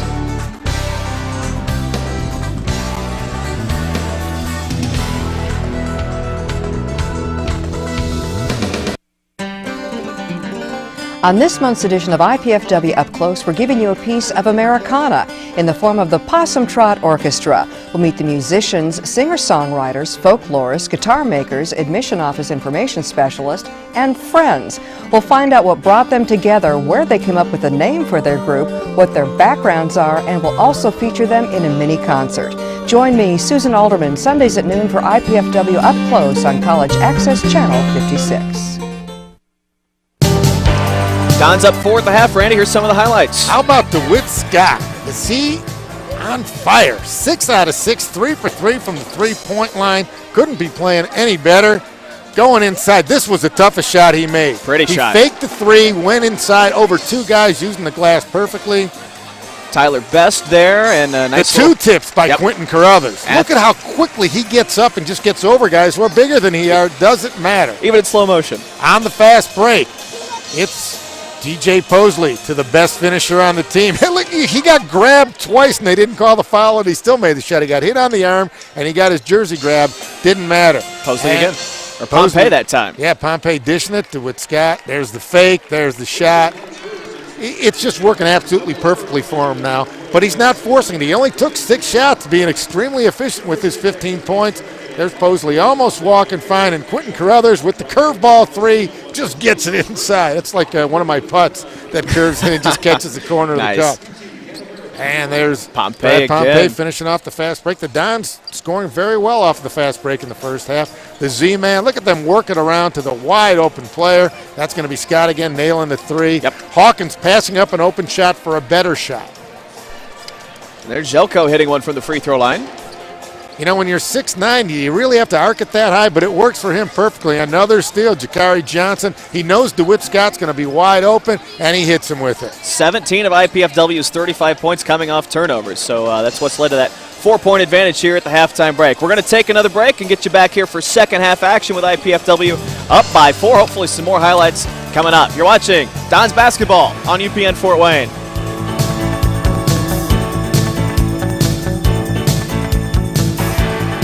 Do you have everything you need? Paper, pencils? We only ask that you do your best. And make you a snack.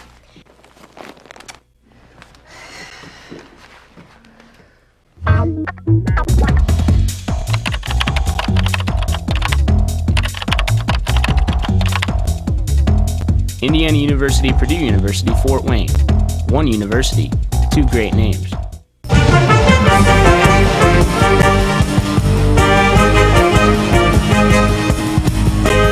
Did you know IPFW has its very own pep band? The Stomp Band is looking for more members, and we want you to join. IPFW students even receive a credit for their participation. Perfection is not required, just enthusiasm and a desire to share your school spirit. Check out our website for more information. Don't just play, stomp. On this month's edition of IPFW Up Close, we're giving you a piece of Americana in the form of the Possum Trot Orchestra. We'll meet the musicians, singer-songwriters, folklorists, guitar makers, admission office information specialists, and friends. We'll find out what brought them together, where they came up with a name for their group, what their backgrounds are, and we'll also feature them in a mini concert. Join me, Susan Alderman, Sundays at noon for IPFW Up Close on College Access Channel 56.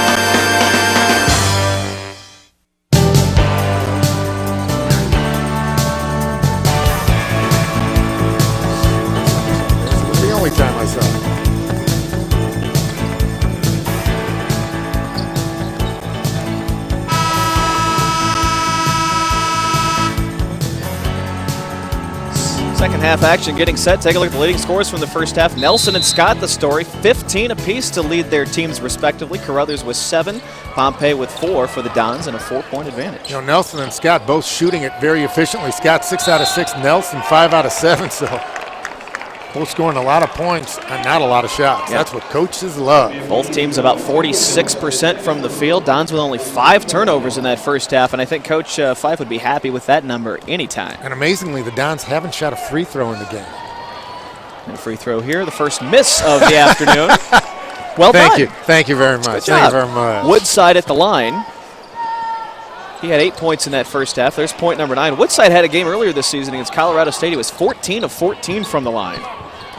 That game coming back in November. Well, we touched on in the women's game against North Dakota State that preceded this one. Ashley Johnson, 22 out of 23 from the line for the Lady Dons. She had 32 to lead them to a 13-point victory. We'll have to check with our man Rudy at the break here as Carruthers hits. Nice shot. That's probably a school record for Ashley, I got to believe, in the women's game there. Well, Lisa Miller had some pretty good shooting days. This is true. This is true. One of the best to come out of IPFW women's basketball. 5 points the edge for the Dons as we're here in the second half. Basketball period. She's the all-time leading scorer at the school, men or women. Yes, absolutely. Great steal by Hawkins. Oh, he goes down on the deck. Is he okay?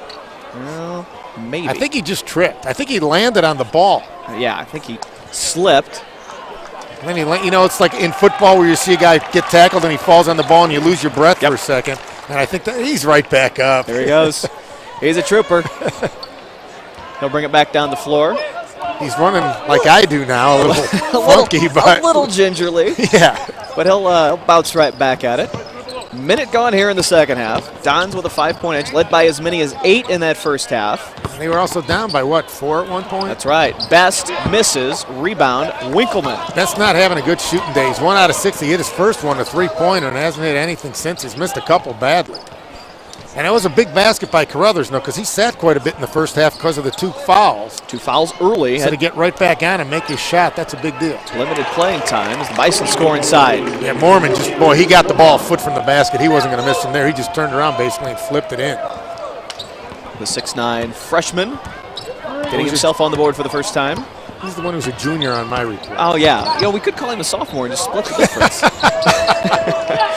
And a 3 missed. Look at Hawkins hustle for the beats 2 guys for the rebound. Justin ran it down, but threw it away, trying to get it to Q. Winkleman on the run. He walked. Oh. He got rid of it though, and a 3 good by Woodside to tie it. That's 3 that shouldn't be. So a swing back in the other direction for the visiting team, 37 apiece. Boy, that's one that you usually get at home, not on the road. So we're even up now. Nice pass by Best to Hawkins. Hawkins to the front of the rim with a nice score. You know, we don't get to say this much. The backdoor cut. Nice. I mean, that's, you know, Air Force, Northwestern, Princeton. You don't see the Dons running the back door that much. A little touch Ivy League like Mr. Pope was talking about at halftime there. Yeah, obviously the kids are bright enough to learn it. That's right. Bringing it to the court here in the second half. 39-37, Dons by a deuce. And there's a 3 for Mormon. Misses. The big man taking the shot outside. I'd like to see him take more of those. He's a lot less. Oh, look at Pompey, the drive and the dish. I thought he should have kept going. He was open. Q finds a seam to the rack and got it. He's not stopping until he gets to the. Has double figures now. The Dons back up 4. That's 2 games in a row, double figures and shooting the ball well. He's 5 out of 8. Almost a steal by Pompey. We really need to get Coach Miles to sit down. he's more in your way than he is mine. If I tapped him on the shoulder, maybe toss your halftime score sheet at him. Paper airplane. 3 in the corner, up and good by Hahn, the senior, putting a tray on the board. Boy, playing the final game of his career, you know he wants to have a good one. That's his first field goal of the contest, and back to a 1-point game. Keeping it close on both sides of the basketball.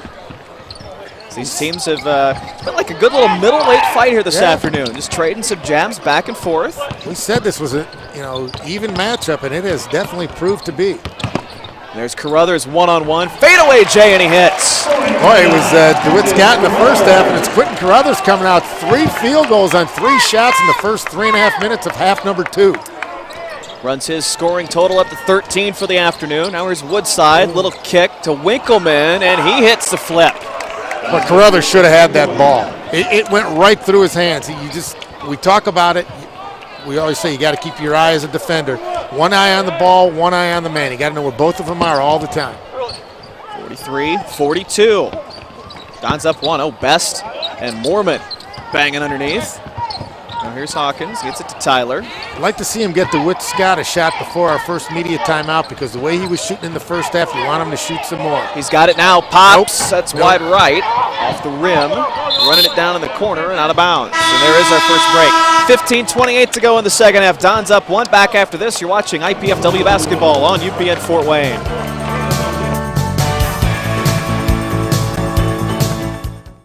Mom, Dad, you know we love kids, and I've made a decision that will totally change my life. Cameron's too. It's a huge responsibility, leading someone into, who knows, communication or science or math. That's what life's all about, right? Learning so you can pass on knowledge to younger minds. Dad, Mom, I want to be a teacher.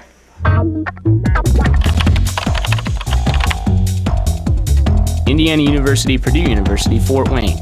One university, 2 great names.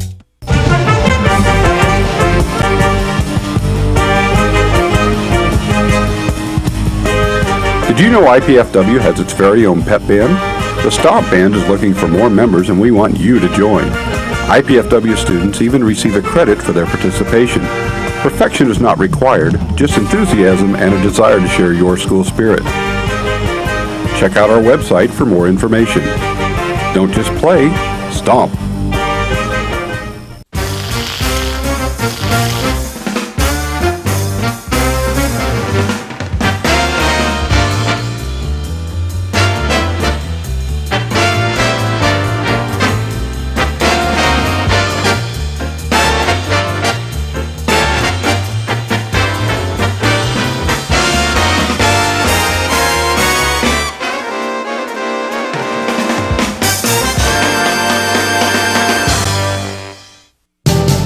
Second half back in action. We have a highlight to talk about when we get to the next break in the action here.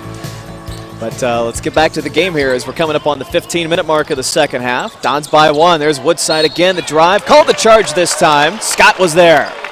And you know what? That was a really bad play by the Bison, because when the ball was on the rim, they blew the whistle, and you didn't know who the foul was on. And one of their guys tipped the ball and grabbed the rim while it would have counted if that wasn't called an offensive foul. That was really a not smart play. So essentially a turnover for North Dakota State, and back the other way for IPFW now. And that was Woodside going to his right, as they say he likes to do. Boy, Pompey, he either swishes it or he's not even close.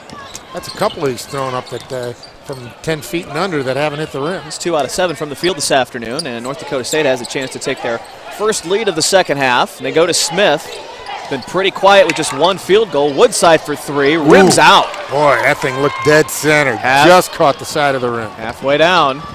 Q the rebound, and now Q goes baseline. Stop, pop, hits. He's heating up again. Keep shooting it, my friend. Keep shooting it when you're not missing. DeWitt Scott forced that one right before we went to the commercials. It was his only shot so far in the second half after hitting all 6 in the first half. You could just tell as soon as he got it, he wanted to put one up. Carruthers with 8 here in the second half. He only had 7 in all of the first half. He didn't play a lot because of the 2 fouls. Boy, another one in and out. Mormon with another long jumper. I think that's a bit out of his range. Well, the Bison, though, with a little bad luck, though. Those were two that looked like they were dead center. Sure. Best got the rebound and then got fouled. DJ Posley getting ready to check in, I think, for Brad Pompey. Yep. What we alluded to at the during the commercial break, they have some contests, and this one happened to be a half-court shot. It was one of the students, and he switched the thing. He nailed it. We'll have to find out what he won. There was one time a guy won a car for a year at least. Nice. Sometimes they'll give away tuition. I don't know. I thought maybe it was an IPFW student. It should count for 3 points for IPFW. I was going to say we should get a bonus point on the board out of that and see if we can swing that. Half court, that's a 3. That's it. That's almost a 4. Young man's got himself a nice seat on the front row baseline as well. Good chance here to see the Dons try and extend their lead. They go to Best. A little clear out there as he goes one-on-one with Smith. That's a foul. And there's the block. On Smith, his second personal. Smith had, 24 the first time they played? 22 and 14, 22, yeah. I'm sorry. Big night. I'm sorry. Well, tonight he's got 2 points and 2 fouls and 5 rebounds. So he's doing a good job on the glass, but he's just not doing it at the scoring end. Zelko Etzerich checking in for Justin Hawkins taking a seat. I think he might still be a little shaken up from falling on the ball. There's the guy. Yeah, there's the guy who hit the shot. There he is. Well done. Nailed it from half court at that last media timeout. So we'll have to find out what he won. We'll find Brian Miller and we'll find out his name and exactly what he got for hitting that half court. Came away with something. Nice fake. Oh, nice shot fake. Called for a step, though. Got 2 defenders off their feet. See, I thought he walked, but I thought he walked after he got fouled. The refs have been pretty good about calling the traveling tonight. The one that they missed, though, was early in this half. There was a serious walk in front of us. Then a guy hit a 3-pointer. Somebody lost a contact. Contact. Yep. Tyler's there. Oh, yes. Good assist from the cheerleader. That was Jody Foster maybe making contact there. He'll put himself. Wow, that's a vague movie reference. That movie, I well done. flipping through the channels. It was out last night. Wow. Thank you. A week before the Oscars, and you go to the Jodie Foster reference. Is that next week? I thought they were tonight. And next week. Is it? Yeah, it's on another channel, though. You know, I usually don't like those kind of award shows, but I'm really a big fan of Jon Stewart, and I think he's going to do a great job. Yeah. So I may watch a little just to hear what he has to say. Very good. Set the TiVo, right? Yeah, that's a good idea. There you go. I'm glad I could help. Yeah. Tyler Best gets his eyes back in order. Couple of the lenses in place. A big week in high school boys basketball coming up too. Sectionals actually starting tomorrow. There's one sectional going on tomorrow at Blackhawk. Yep. Then some great ones for you people in town. Boy, if you want to see one of the best sectionals in the state, go out to Northrop High School this week. 5 of the best 4A teams in the state playing in that one. We'll talk about that more later. Yeah, you bet. In the lane, a foul on Nelson. He'll go to the line. Jelko with the personal. The Dons still haven't shot a free throw in this game, and we've played almost 27 minutes. That is highly unusual. Well, only been about 10 fouls total on both teams. Yeah, just looking, that's only 12 personal fouls this entire game, so yeah. And there's another hit for Nelson. As we said, almost 91% on the season. He's almost a sure thing. I'm trying to jinx him. Can we do it? Oh, there you go. But then Smith grabs the rebound because Jelko didn't block out. Smith got the board, so chance to tie it up here. Posley, great steal, 2-on-1 now. See what they do. Posley, cue up and finish on the front rim. He's not missing this half. That's 5 for 5. Posley made that play, though. He had his hand in the passing lane. 47-43. Dons back to that 4-point cushion. Keeping it at a couple possessions here. We keep going back and forth, but the Dons just enough. Smith with it. Kick it out. 3. No good for Hahn. Rebound all over the place. Smith runs it down. Got called the timeout. That was a good play. Good play. Got it right over there on the near side. Knocking down one of our friends, Alco Distributors. Getting themselves their money's worth. 30-second timeout, so we'll stay here. Oh, no, now they're going to a full. Well, 30 charged to full, so we'll hang on to it. They'll take kind of a short 60 here, and we got our media timeout coming up here in just another 40 seconds, so we'll hang on to this one. Don's not doing a good job of blocking out on those last couple of shots. On the free throw and then on that shot, we were talking about that early in the game and also in our pregame that this is a terrific offensive rebounding team. There's the steal again. Steal. Posley knew where the ball was, knew where the man was. That's why he was able to get the steal, and you know he's going to give it right back to Carruthers, who may have been fouled there, but he's so strong that he is going to finish.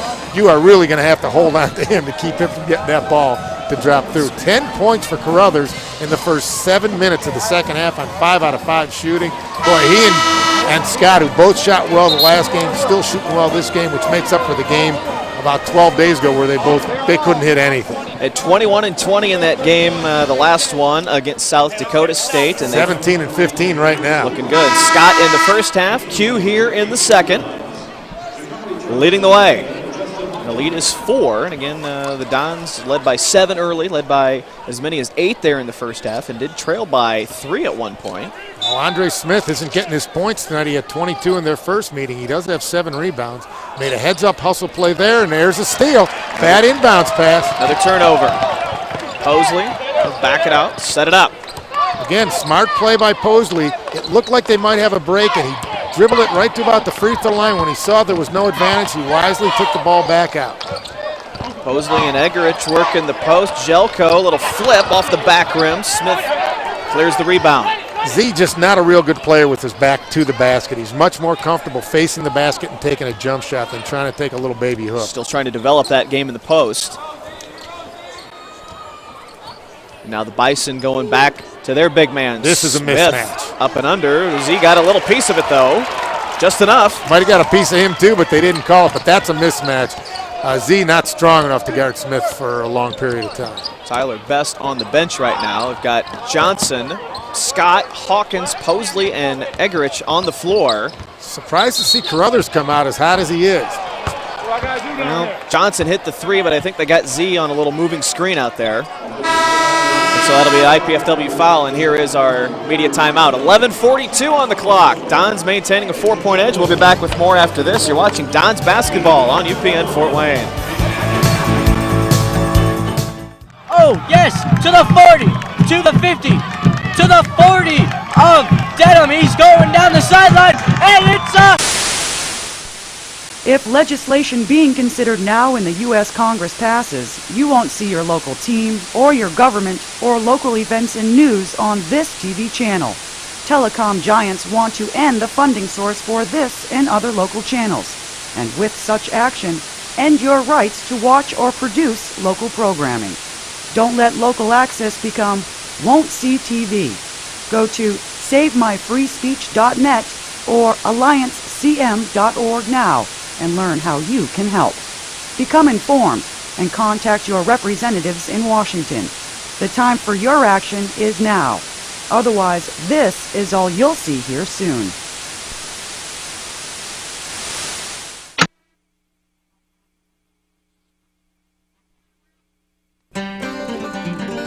On this month's edition of IPFW Up Close, we're giving you a piece of Americana in the form of the Possum Trot Orchestra. We'll meet the musicians, singer-songwriters, folklorists, guitar makers, admission office information specialists, and friends. We'll find out what brought them together, where they came up with a name for their group, what their backgrounds are, and we'll also feature them in a mini concert. Join me, Susan Alderman, Sundays at noon for IPFW Up Close on College Access Channel 56. Second half back in action after the timeout. 3 at the top for North Dakota State, misses, and a foul underneath on the rebound. Trying to clear out there for the Bison was Winkleman. And we found out it was Steve Munson who hit that half-court shot, and he won a free year's membership to Speed's Fitness.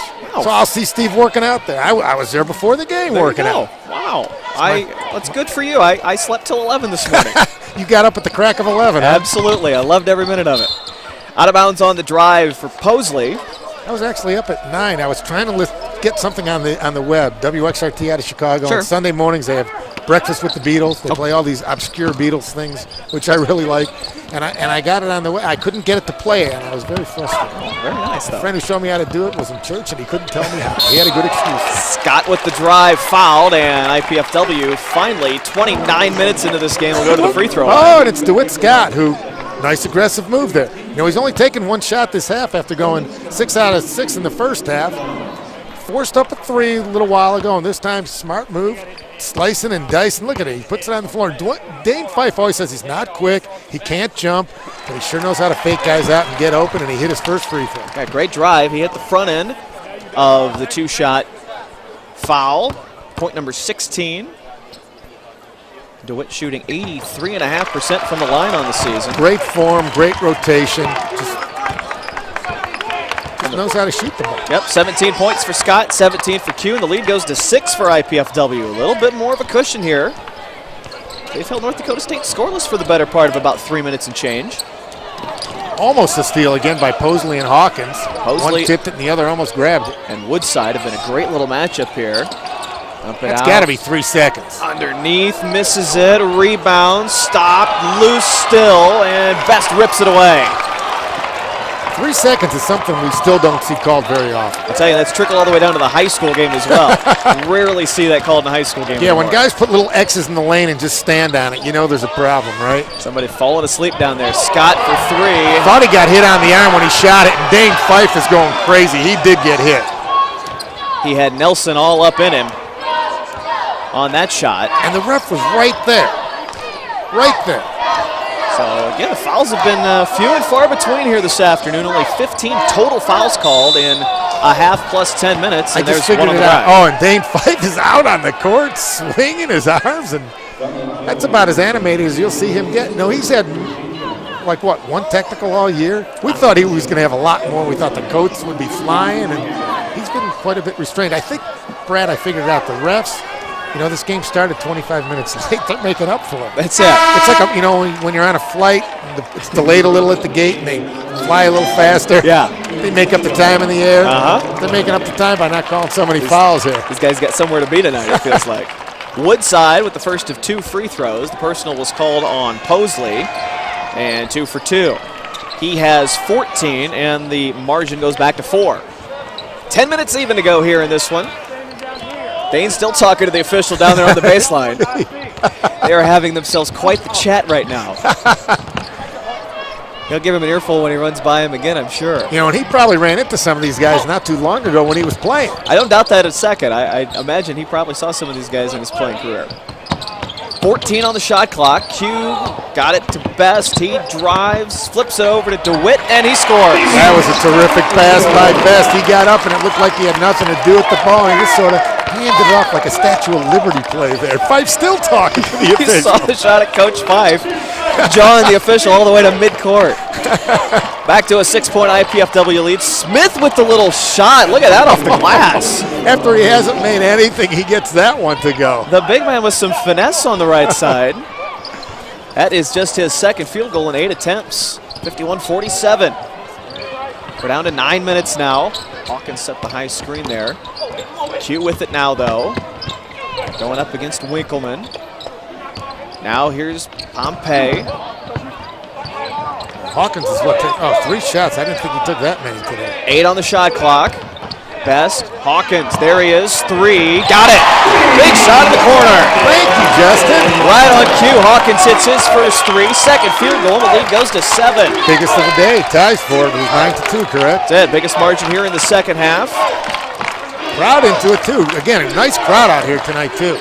Woodside takes it himself all the way. Great drive. He is a good-looking freshman guard. He is up to 16 points on the afternoon, just 1 shy of his season average. Shoots the jumpers, can drive the ball beautifully, passes the ball well, playing defense. I mean, they've got 2 or 3 guys on this team who just do a little of everything. They're not great at any one thing, but they do everything well. Here's Best going one-on-one. He walked. Against Mormon, pass, tip, trip out there on the sideline, and it'll be North Dakota State basketball. Another timeout, though, 7:55 to go. Dons have a 5-point lead. We're back after this. You're watching IPFW basketball on UPN Fort Wayne.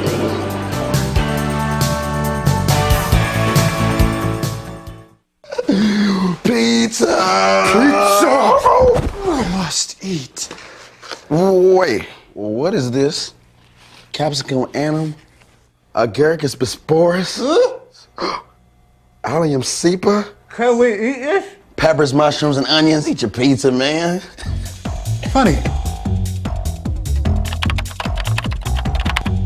Indiana University, Purdue University, Fort Wayne. One university, 2 great names.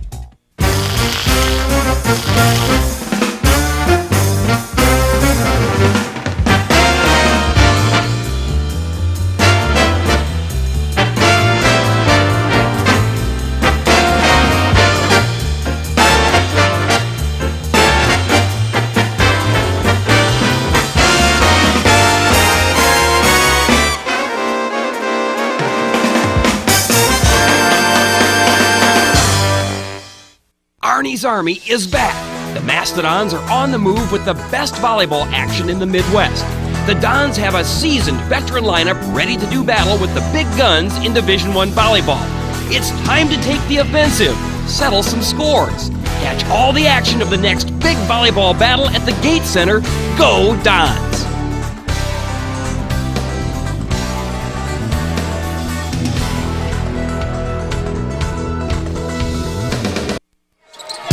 Back after the timeout, Bison in the lane, shot up and good for Smith. He hits 2 in a row. That's what the Dons don't want to see. All of a sudden, he's up to 8 points. Back to a 3-point game at 54-51.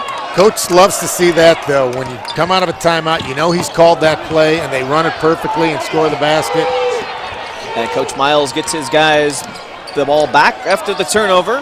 That's 9 for the Dons now. They only had 5 in the first half, so they're not holding that orange quite so tightly this half. Getting a little scrappier at both ends here as we go, and out of bounds on the drive by Woodside, tipped out by Pompey. Yeah, went off his leg. Still 21 on the shot clock. Woodside to trigger in. He looked lost there for a second. Got it to Smith. Wait, another reason to come out here to the game. They just threw out, what, about 200-300 T-shirts into the crowd? I got left empty-handed. I'm sitting in the front row. I can't do anything for a T-shirt. There's Smith again, a rebound and a basket. After the miss by Nelson, now 1-point game. And he's getting close to double digits on rebounds and points.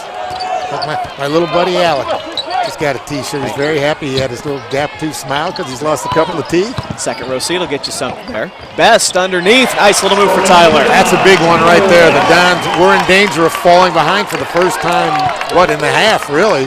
So that was a big basket to keep it a 3-point lead for the Dons. 56-53, 6.5 to go.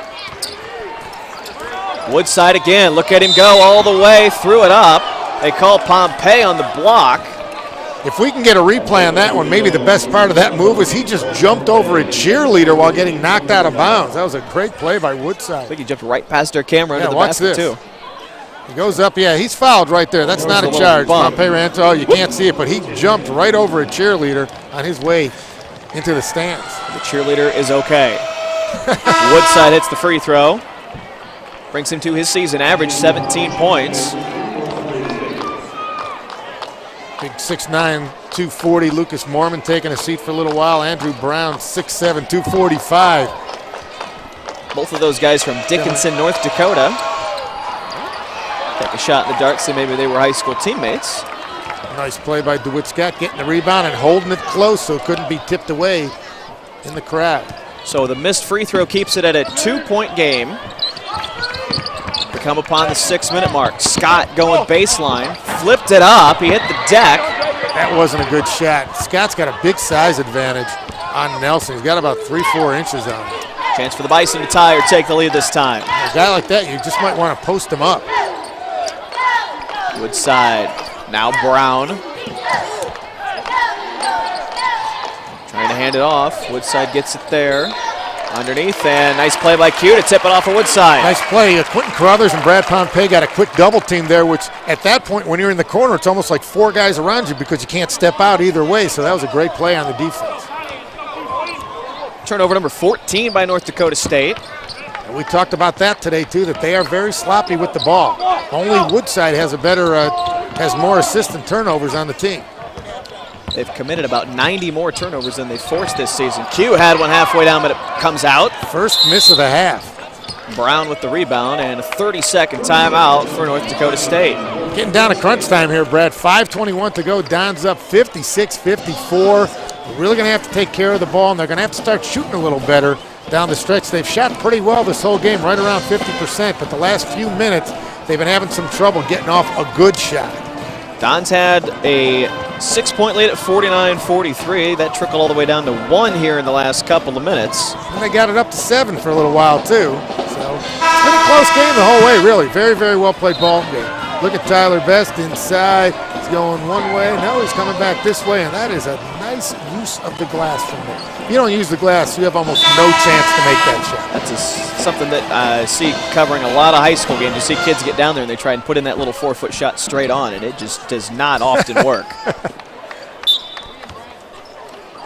It's a some of the IPFW students settling in for the last 5 minutes and change of this one, with the home team up by a deuce. See what the Bison do this time down. Looks like a little man-to-man again for IPFW. Down to 15 on the shot clock. Smith the hot hand right now. Best stops him there. Woodside and a kick out. 10 to shoot. Back to Woodside. There he goes. Little jump stop. Hawkins the block.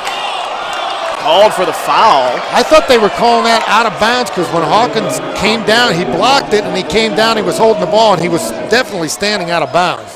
That was a very, very, very late whistle because the shot block occurred way before the foul call. You can see there's the block. He might have got his arm on the way through, but they didn't call it right when it happened. You don't mind the call so much as when the call happens, and how late the call happens. The timing on that one. So Woodside, 2 shots, the second one good, and we are tied at 56. Yeah, we're back where we started, 35 minutes in. All the way down, under 5 minutes to go now. Coach Fife will set his guys up and see where we go here down the stretch. Brothers. Almost stolen there by Winkleman. A little trouble out there. Hawkins hands it off. Pompey now. Get it to the middle. Q tied up and stolen away. That was some great defense right there. They were really forcing the Dons every time they touched it. Three's way short. Might have been deflected. But they hit the glass. Offensive board, another chance. Nelson knew he was short on it, and he fouled it right in and kept it alive. Woodside and Winkleman running it now. Nelson, haven't heard much from him in the second half, but he's still being a factor. Smith, nice move, left it short. Rebound underneath, out of bounds. And we got one official calling out of bounds. The official here at the top calling a foul on IPFW. No, I thought that they were going to call that one on number 22 on Winkleman. Went way over the back because Pompey had the position. Watch as the ball is short. It's going to hit the front of the rim. And as it comes down, now they're calling a foul on Quentin Carruthers. As you can see, 22, Winkleman just ran over Brad Pompey on the rebound. You got to be kidding. Coach Fife out toward midcourt, wanting himself an explanation. We don't have any doubt anymore what's been the worst call of the season because that's it right there. When you have a guy get run over, and I don't know how they're calling anything on Carruthers, he wasn't even near the play. And on top of all that, it's team foul number 7, so it's going to be a 1-and-1 for North Dakota State. Coach Miles with a big smile on his face. I think he got a gift out of that one. And that's not the first one he got this half. Remember, there was a travel right in front of us. They didn't call it, and then they hit a 3 right off of the non-called travel. So Winkleman with the 1 and bonus. Hit the front end. Who says there's home court advantage? And misses the second. Smith trying to tip it. Carruthers pulls out the rebound. Smith actually had the better position on that one for the tip. That was crazy. So we're under 4 minutes now. North Dakota State with their first lead of the second half. Best with it against Smith. And Tim Miles has said, I guarantee you they're going to call foul here. Well, they did. And they did.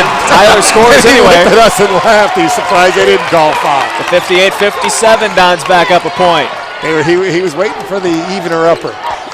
Best with 7, 3.5 to go. And that could be bad news for North Dakota because now they may even it up later. And we'll flip underneath and getting the roll. Smith answers. Boy, Smith is really coming through in the second half after playing not so well on the offensive end in the first half. He's got 10 points now and 11 rebounds. 8 in the second half on the scoring side. The lead changes again. Back and forth we go. Coming up on 3 minutes. Here's going to be the foul. Ready?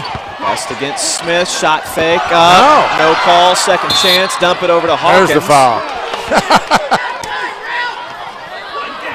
And they did get it on Smith. Okay.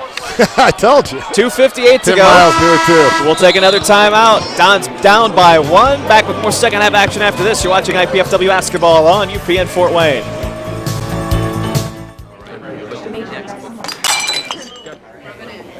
You know, if she continues to spill product at a rate of 3 per hour, unit cost, say 60 cents. Factor in breakage, downtime, lost sales, you're looking at $2,400 a month.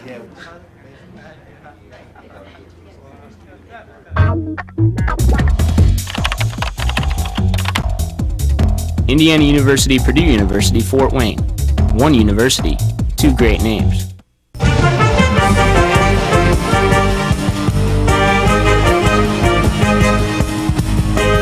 Did you know IPFW has its very own pep band? The Stomp Band is looking for more members and we want you to join. IPFW students even receive a credit for their participation. Perfection is not required, just enthusiasm and a desire to share your school spirit. Check out our website for more information. Don't just play, stomp. Arnie's Army is back. The Mastodons are on the move. Tyler Best had it swiped away once. They didn't call the foul this time. He might have got hit. He might not have. Justin Hawkins.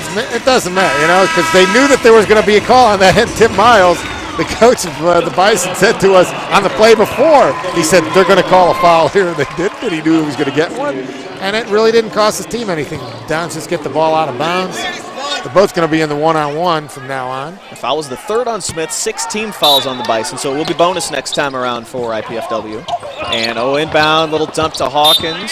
Threw it off of Smith and out. Nice play. He was open. The ball just got there a little late because that's a tough pass. It's hard to see. And if he had caught it cleanly, he could have put it right up. So what they do this time. Inbound to Justin. Carruthers with it now. Under 3 minutes. That lead changes on the last 3 possessions. Need to get a good shot here. Doesn't matter where it comes in the clock, but you got to get a good shot off. Q on the baseline. Fade away, and he hits. I don't know if that's the best shot, but when you're hitting everything, that's a pretty good shot. He has had it going here in the second half. Back on the seesaw. 6 out of 7. He has 19 points, and we are on the seesaw.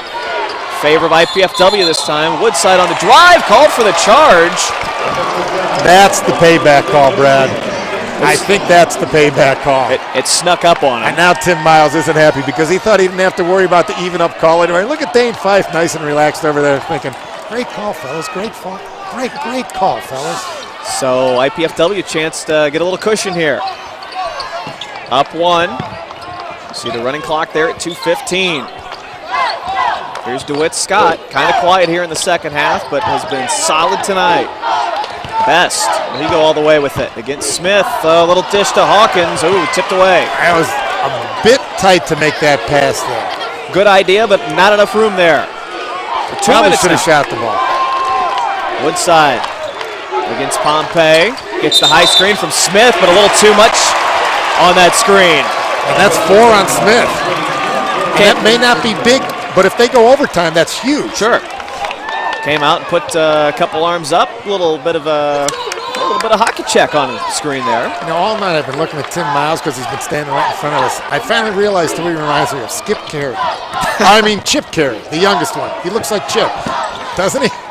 Took you 2 hours to come up with that. That's Chip good. Carey. A little bit. I just couldn't think of it because he doesn't do the Cub games anymore, so you don't see him so much. Let's tell him that after the game. 15 on the shot clock. Minute and a half to go. Best gets up and under Smith. Got the roll. Well, he hasn't been shooting well tonight, but he shot that one pretty well. He's got 9 points now. Don's up by 3. I think the crowd a little fired up here with 1:15 to go. Great ball game. Really, great ball game. They're in for a good finish here. Hahn with it. Woodside. See what he does. Trying to create. Kick out and around again. Hahn to tie. Missed it. Rebound. Q comes up with it. And he's fouled. Boy, did you see number 31 Nelson at 6'2" was above everybody else. He just missed time to jump for that rebound. They talked about him crashing the offensive glass, and I can see why. Impressive, but not enough to come up with at that time. Quentin Carruthers just doing everything. Watch the miss here. Hahn had the open shot. Watch 31 come flying in. He is over everybody. His hand pretty much hit the rim. Just missed it. Just out of position for that one, and so Carruthers now. Only the 3rd free throw of the night for the Dons. 71% on the season. Good. And a 4-point advantage. That's important. Usually at home you shoot more free throws than the opponent. 17 free throws tonight for the Bison. This will be the 4th for the Dons. And the Dons haven't taken the ball to the glass. There haven't been a lot of fouls called in. Carruthers 2 for 2. Huge. 21 points. Huge. And a timeout. 30-second timeout for the Dons. We'll stay here. 58.9 on the game clock. Tell you what we got here. 17 fouls on IPFW. So 1-1. situation for the Bison. That was team foul number 9, so on their next foul, IPFW would be in the double bonus. Okay, play Coach Miles right now. You shooting the 3, you shooting the 2, down 5 with basically a minute to go. Probably the quick 2, first time down. He's gotten some good production out of Smith here in the second half. And just 4 out of 15 on three-point shooting for North Dakota State here this afternoon. Yeah, Nelson, who was 5 out of 7 in the first half, 0 out of 3 in the second half. I think they're going to put the ball in Ben Woodside's hand, and he's going to decide what to do. If the 3 is open, they'll take it. I think this is another one of those. You just want to get off a good shot. You don't have to rush it. You don't have to force it right now. I think Woodside would be happy just to take it inside, take his chances at the line if need be. This really one of the key possessions of the ball game right now. Yep, just under a minute to go. Don's up 5. See what happens this time down. And you can't foul if you're IPFW. You don't want to give them any free chances. There's Woodside. They get Nelson on the move, and they got another illegal screen. Yep, this time they got Winkleman on it. Threw a little elbow at Q. That's what the official just pointed out right in front of us. He said it's not the screen that's illegal, it's the way he's setting it by putting the elbow up. Yep, threw a little chicken wing on him there and forces it back the other way, and a quick foul on Carruthers on the inbound. And I'm surprised at that. I think with this much time to go, 50 seconds, and you're only down 5, you want to take 5-10 seconds, see if you can force a turnover, get a steal. But instead it'll be Carruthers going back to the line, and it seems that it's going to come down to free throws for IPFW. Only 4, but they've hit them all today, and 2 the rest of the way. That was team foul number 10. Carruthers just hit 2 at the line. And 3 in a row. And after following up, we talked about his performance in the last game, 22 here this afternoon. He had 21 the other night, and Scott, who had 20, had 19, so they're both they're liking it at home now. And there it is again. So the Dons with a little 8-0 run are up 7, and only 49 seconds left. And that's in their biggest lead of the game. 3rd time they've been up by 7. Woodside. Good help by Best. Nelson with the 3, no. Rebound, Carruthers again. Gets it to Scott. See if they foul. They do, and it'll be DeWitt to the line this time, and the Dons closing in on this one. Brad, how about this? Carruthers 23 points. How about 10 rebounds? Very impressive double-double tonight. And especially, he missed a lot of playing time in the first half with 2 fouls, so a great game. He had just 7 points and 6 boards at the half, so he's got 16 points, 4 rebounds in the second half. Very impressive. On both ends. DeWitt Scott looking for 20. Got it. So how about back-to-back 20-point pairs out of Carruthers and Scott? Be hard-pressed to biggest lead of the ball game now. Get that anywhere, anytime. 68-59. Those free throws were so pure they barely touched the net. 8 for 8 for the Dons. Not many of them, but they've been effective. Long 3, Woodside hits. And a quick timeout. Quick 30 for the Bison.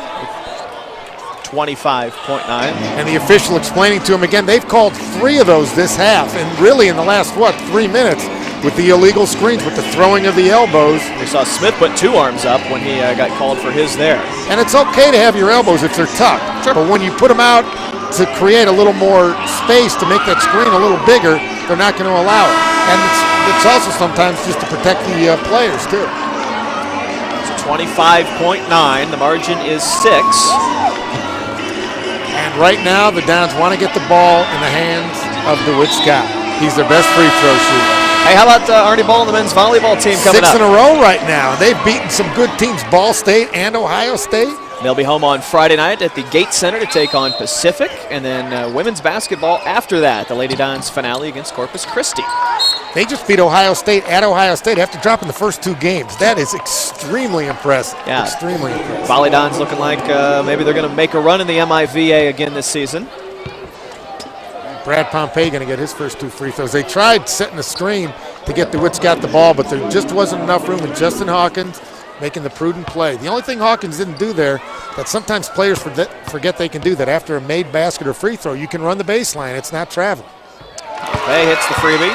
He's the team's leading free throw shooter, 85.7. Their free throw shooting is so much better this year than last. Last year, remember, they shot, about 60% as a team? Yep. Really, they were poor. Just shy of 70 this season, and that's the number that's on the scoreboard right now.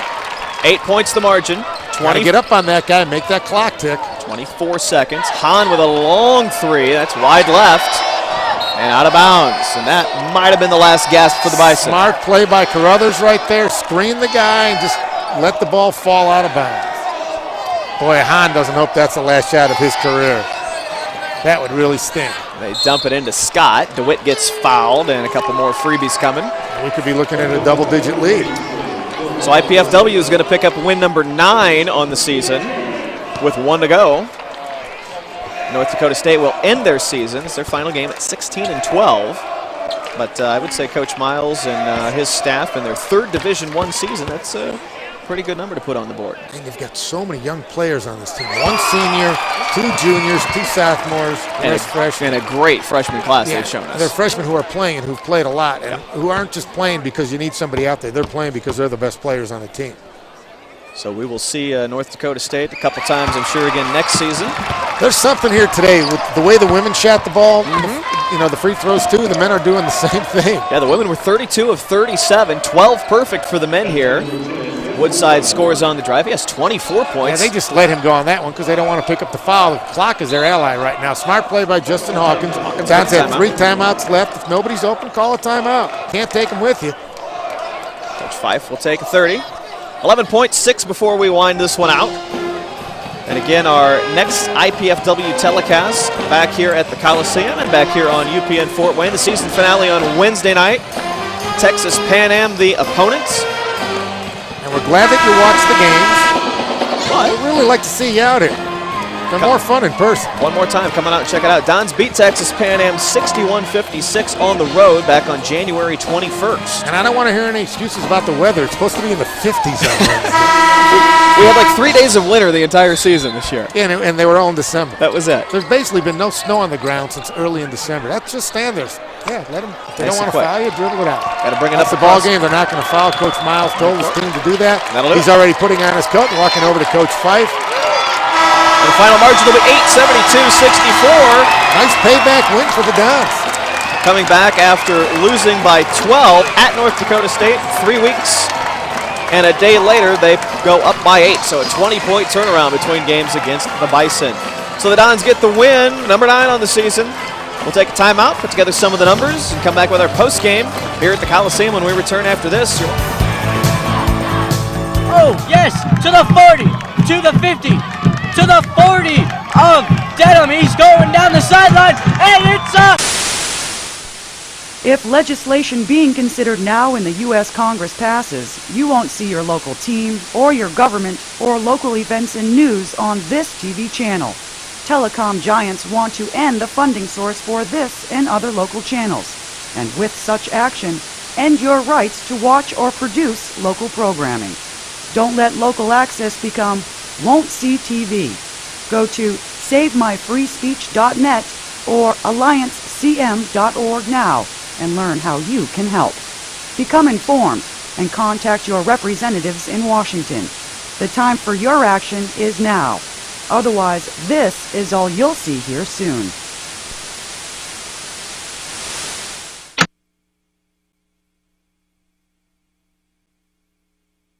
Do you have everything you need? Paper, pencils?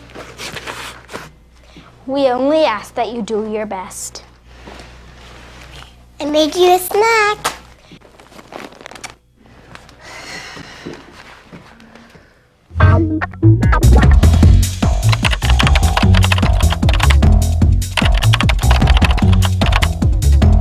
Indiana University, Purdue University, Fort Wayne. One university, 2 great names. Yeah. IPFW 72, North Dakota State 64, an 8-point win for the Dons here at the Coliseum as they pull away with some free throws down the stretch and get the victory. We've got the leading scorers and everything statistic-wise to put together, and assistant coach Jeff Tungate is going to be joining us here on the postgame in just a couple of minutes. We're going to take one more quick timeout as we get all of that set, pay another couple of bills. 3rd time in my life I think I was actually right on one of my predictions because I remember I just had a feeling this was going to be a really good competitive game, and it really was. And it was. Good effort by both teams, and we'll talk a little bit more about that on our post game. We'll take another 2-minute break, come back after this. You're watching IPFW Basketball on UPN Fort Wayne.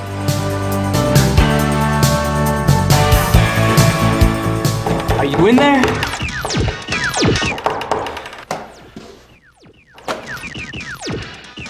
What's up? The show's at 7.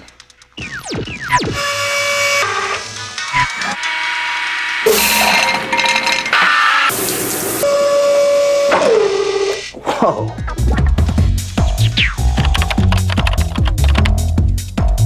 Indiana University, Purdue University, Fort Wayne. One university, two great names. Arnie's Army is back. The Mastodons are on the move with the best volleyball action in the Midwest. The Dons have a seasoned veteran lineup ready to do battle with the big guns in Division I volleyball. It's time to take the offensive, settle some scores. Catch all the action of the next big volleyball battle at the Gate Center. Go Dons!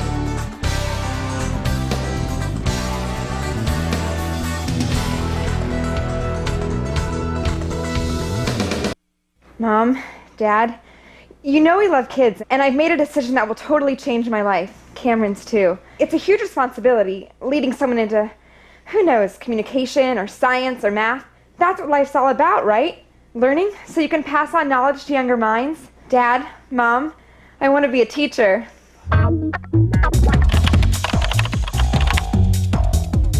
Indiana University, Purdue University, Fort Wayne. One university, two great names.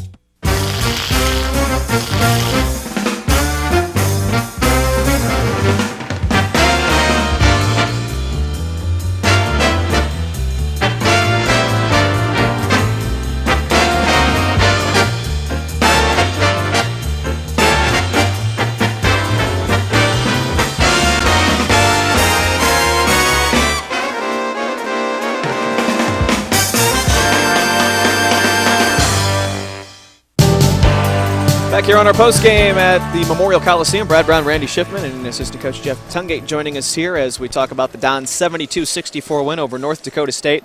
One of the better efforts we've seen out of this team this season, and really end-to-end, both of these teams very energetic this afternoon. Well, I think the last two games we played extremely hard. We were really concerned about our team after the Northern Colorado game. We were really flat at Northern Colorado, and we're thinking we've got 3 to go. How are we going to get to the end? We're going to have to limp to the end, and you can make all the excuses in the world about road trips and all that kind of stuff, but as Division I players, you got to get the job done. And our guys the last 2 nights have gotten the job done, and we've got to make sure we finish the season on Wednesday on a strong note and keep it going. And I'm really proud of our players. They just played so hard and did such a nice job again tonight, and that's back-to-back games now, and hopefully we can get some momentum carrying us through the end of the season and on into the next season. And, Jeff, I know you and Coach Fife have talked about this a lot, that you don't seem to have an advantage playing at home because you guys don't play here and practice here a lot, and that's maybe one of the reasons you don't shoot the ball as well. But the last couple of games, you guys have shot the ball great here, especially Quentin Carruthers and DeWitt Scott. Well, again, I think we can make all the excuses about it not being a home gym, but the bottom line is if you make the extra pass, you can make shots. And the games that we're not making shots, we're not making the extra pass. So, we can say this because we're not here a lot, but it's more because of our offense and being selfish with our offense, where the last few games we've become really unselfish with the basketball. And it's amazing how no matter what gym you're in, if you make another pass and make the extra pass, those shots will start falling. And I know going into this season, say what you want, but you guys probably looked at the schedule and thought, you know what, we're probably only going to win 5-6 games. Now you've got 9 and a chance at double digits. And I know maybe to viewers out there that doesn't seem like a lot, but for a young program, one that the record, which you've now tied 9 wins as a Division I team, that's got to mean a lot to you guys. Well, it's important in your first year. I mean, this is the 5th year of Division I and the transition phase, and every year you hope to get better and better and better as you go through that Division I transition, and tying the most wins they've had since going to Division I is important in year one, and I think if we can pass it on Wednesday night and get to 10, that'd be a great start for us. And I believe it's been 13 years since they've been over 500. So, I think if we can get to that 10th win and then carry us into next year and then set our next goal to give us over 500 and then just keep building the program from there, obviously it's important, and our guys now are starting to believe they can win. Coach, we're seeing some highlights here, and Quentin Carruthers, the first couple of shots that we're seeing there, and really a solid performance there in the second half for Q. Well, QC is really starting to play within himself. I think early in the year he's trying to do too much, and now, he's a 1 or 2 dribble guy getting into the lane, knocking down shots. Right there he took 2 dribbles, gave it up to our point guard who did a point guard job and gave it back to him. Earlier in the year I think we tried to take 1 or 2 many dribbles as we're coming down the floor to lead to a turnover, but now we're starting to make the extra pass like you see Tyler there. A month ago we probably would have shot that shot, but now we're starting to look for our teammates, and that's what's giving us great looks. Right there again, another great assist by Tyler. Justin Hawkins, who can say he's really playing well. Every night he's got to guard someone bigger, stronger, and faster, and he just keeps battling, playing 38, 39 minutes a night. That was one of the prettier shots that we saw here from Best. You got some good post play. They showed you as big a front line as I think you've seen this season. You guys responded pretty well. Well, they really caused some matchup problems. We were talking about that before the game, that they can go with a lineup that really causes a lot of problems for us in matchups, and our guys really did a good job competing and battling, and we were really concerned about what they would do on the boards, and even though 13 offensive rebounds is way too many for us against them with their size advantage, that helps. A couple of the players walking by do it, Scott and Quentin Carruthers. One thing that I was wondering, how important is it to finish on a high note like this? As you're going into the off season, isn't it huge that you go in there on a winning note, because then it's going to make the workouts a little better for these guys, and it just makes everything better for you guys. They've just got that better feeling going into the off season. No question. It's so much easier in the spring when you're coming off a positive than to go off a negative and try to get workouts going. And I think when our team has that winning streak like that, it just makes it so much easier to get in the weight room, so much easier to get in the gym, and it makes you want to get better and want to do more. And our guys will look back to that, and it's important. And they think you coaches are a little smarter because what you've been telling them to do, they see that it's working. And doesn't that help as well? Well, I think when shots are going in, coaches look good. When shots are not going in, they don't look so good. So the guys are stepping up, making plays. That's the important thing. Hey, how about this crowd out here today? This was a big crowd. I think it's your second biggest crowd of the year after the Notre Dame game, and they were into this game, but they saw a good game too. We were talking almost about 4,000 people. What great support, and I really think we've gotten great support all year. I think Mark Pope came up with a thing that if we're in the mid-con, our average attendance is second in the mid-con, only behind Oral Roberts. Out of the, counting us would make 10 teams. So obviously our crowd's giving us great support, and we even said in the locker room before the game, there's a little buzz in the air. When we came out tonight, there's actually a Division I atmosphere, and we told them before the game, now that we've got a Division I atmosphere, let's make sure we play like Division I players, and I think our guys did that. Well, Coach, it's good to see some of your guys signing autographs for some of your young fans over there, and doing themselves a little community work here at the end of this after a great effort here, and we hope to see that one more time when you get back here on Wednesday night. And it's a lot more enjoyable signing autographs after a win too, I can tell you that. They got smiles on their faces. It's good. Jeff, thanks for joining us. We'll see you Wednesday. Thank you. Good. Jeff Tungate joining us here on the postgame. Another break. We'll take a look at some of the numbers and wrap this one up from the Coliseum after another break. You're watching IPFW basketball on UPN Fort Wayne. Oh, yes, to the 40, to the 50, to the 40 of Dedham. He's going down the sideline, and it's up. If legislation being considered now in the U.S. Congress passes, you won't see your local team or your government or local events and news on this TV channel. Telecom giants want to end the funding source for this and other local channels, and with such action, end your rights to watch or produce local programming. Don't let local access become won't see TV. Go to SaveMyFreeSpeech.net or AllianceCM.org now and learn how you can help. Become informed and contact your representatives in Washington. The time for your action is now. Otherwise, this is all you'll see here soon.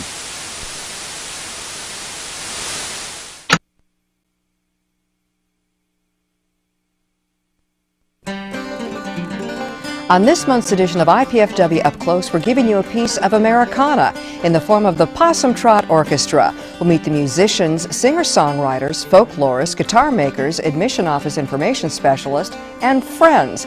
We'll find out what brought them together, where they came up with a name for their group, what their backgrounds are, and we'll also feature them in a mini-concert. Join me, Susan Alderman, Sundays at noon for IPFW Up Close on College Access Channel 56.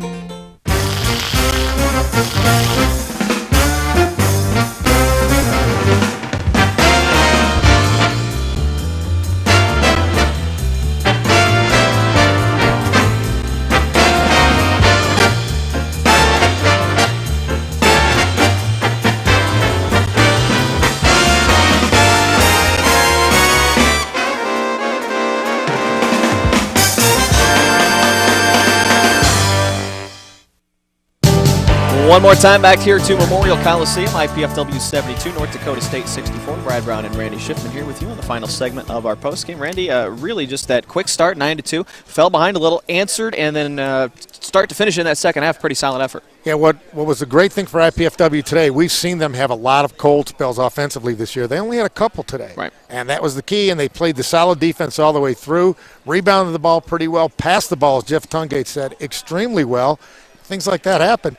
You're going to win ball games. They've looked great now 2 games in a row. They close out on Wednesday night, final telecast of the year, final game of the year, against a team that they've already beaten on the road. So you got to think they're going to be pretty confident going into that one. Here's some of the numbers that led to the win here this afternoon. Dons shot more than 50% from the field in this one, 27 of 53, a great number there. And 12 assists, which is very nice. Rebounding pretty even, but that was kind of expected here this afternoon. And the free throws, we said that IPFW shot no free throws in the first 30 minutes. I think it was, almost. And hit all 12 of them down the stretch. And I think that the turnover number, still 11, but I think the Coach 5 will be pretty pleased with that. Yeah, that's a great number. That's a fantastic number. I actually expected the Bison's number to be higher because they've turned the ball over a lot, but the Dons took care of the ball and just really played a great game. There's 2 games in a row they've come out very focused, and they've come out riding DeWitt Scott and Quentin Carruthers. Both of them had 23 tonight. Carruthers had 21 and Scott 20 on Wednesday night. Woodside, Nelson had the big first half. He had 15, so they really controlled him in the second half. Smith, who had 22 last time, was a beast on the boards but didn't do much on offense. Woodside got a lot of those late. Yep, and with Scott and Carruthers, Scott had 15 in the first half, Carruthers 16 in the second half. So 23 and 23, part of a balanced scoring effort for the top 2 on the Dons today. And they have to keep this going now. You want to finish the season with another win. You go into the offseason, you get to 10 wins, which would be huge because they really thought they were going to win 5 or 6 games at most this year. Yep. So they're almost going to double the total of what they thought they were going to have, and that speaks volumes of the players, of the coaches, of the administration, everybody, because they had a plan and they're sticking with it and it's working. The first half of the season, they knew they had almost no chance, but they got the upsets at Southeast Missouri and at Indiana State. 2 games they probably shouldn't have won. You know, tough teams, those would have been tough wins here, but to get them on the road really said a lot, and that helped set up the second half of the season where, okay, we've been through it, we've played all these tough teams, now we're playing teams our size.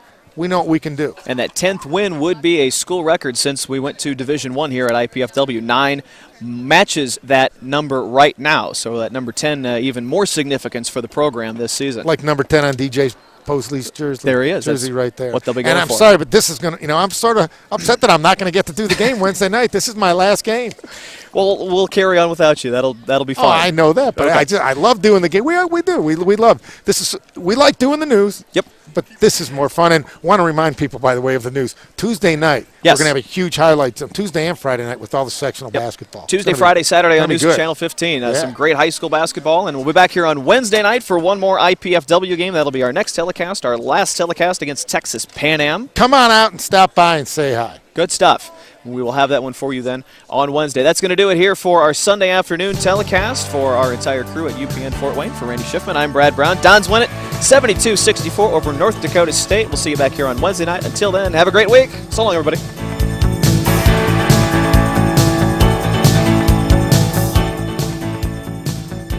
This telecast of IPFW Mastodon Basketball has been a production of College 56 at IPFW in conjunction with UPN Fort Wayne.